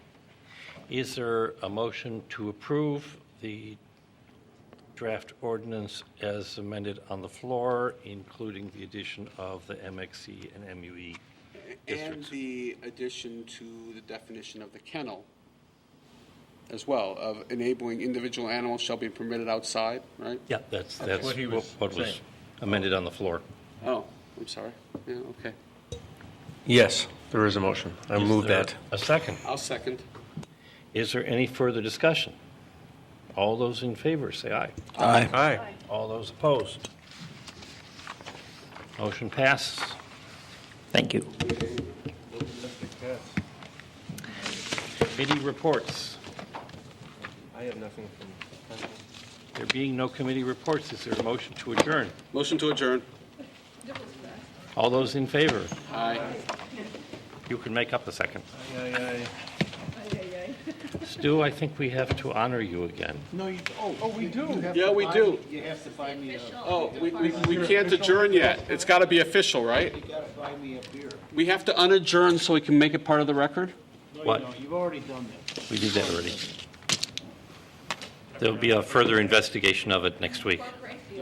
Well, I would like to put on record that Stu, for a gentleman of your stature, you really have some nice legs there. But as I said before, don't ask me to dance. If we're going to have beer right now, we're going to have a dance. Staff, thank you, all of you. Great job. Thank you. Thanks for, Pres Homes. Greg.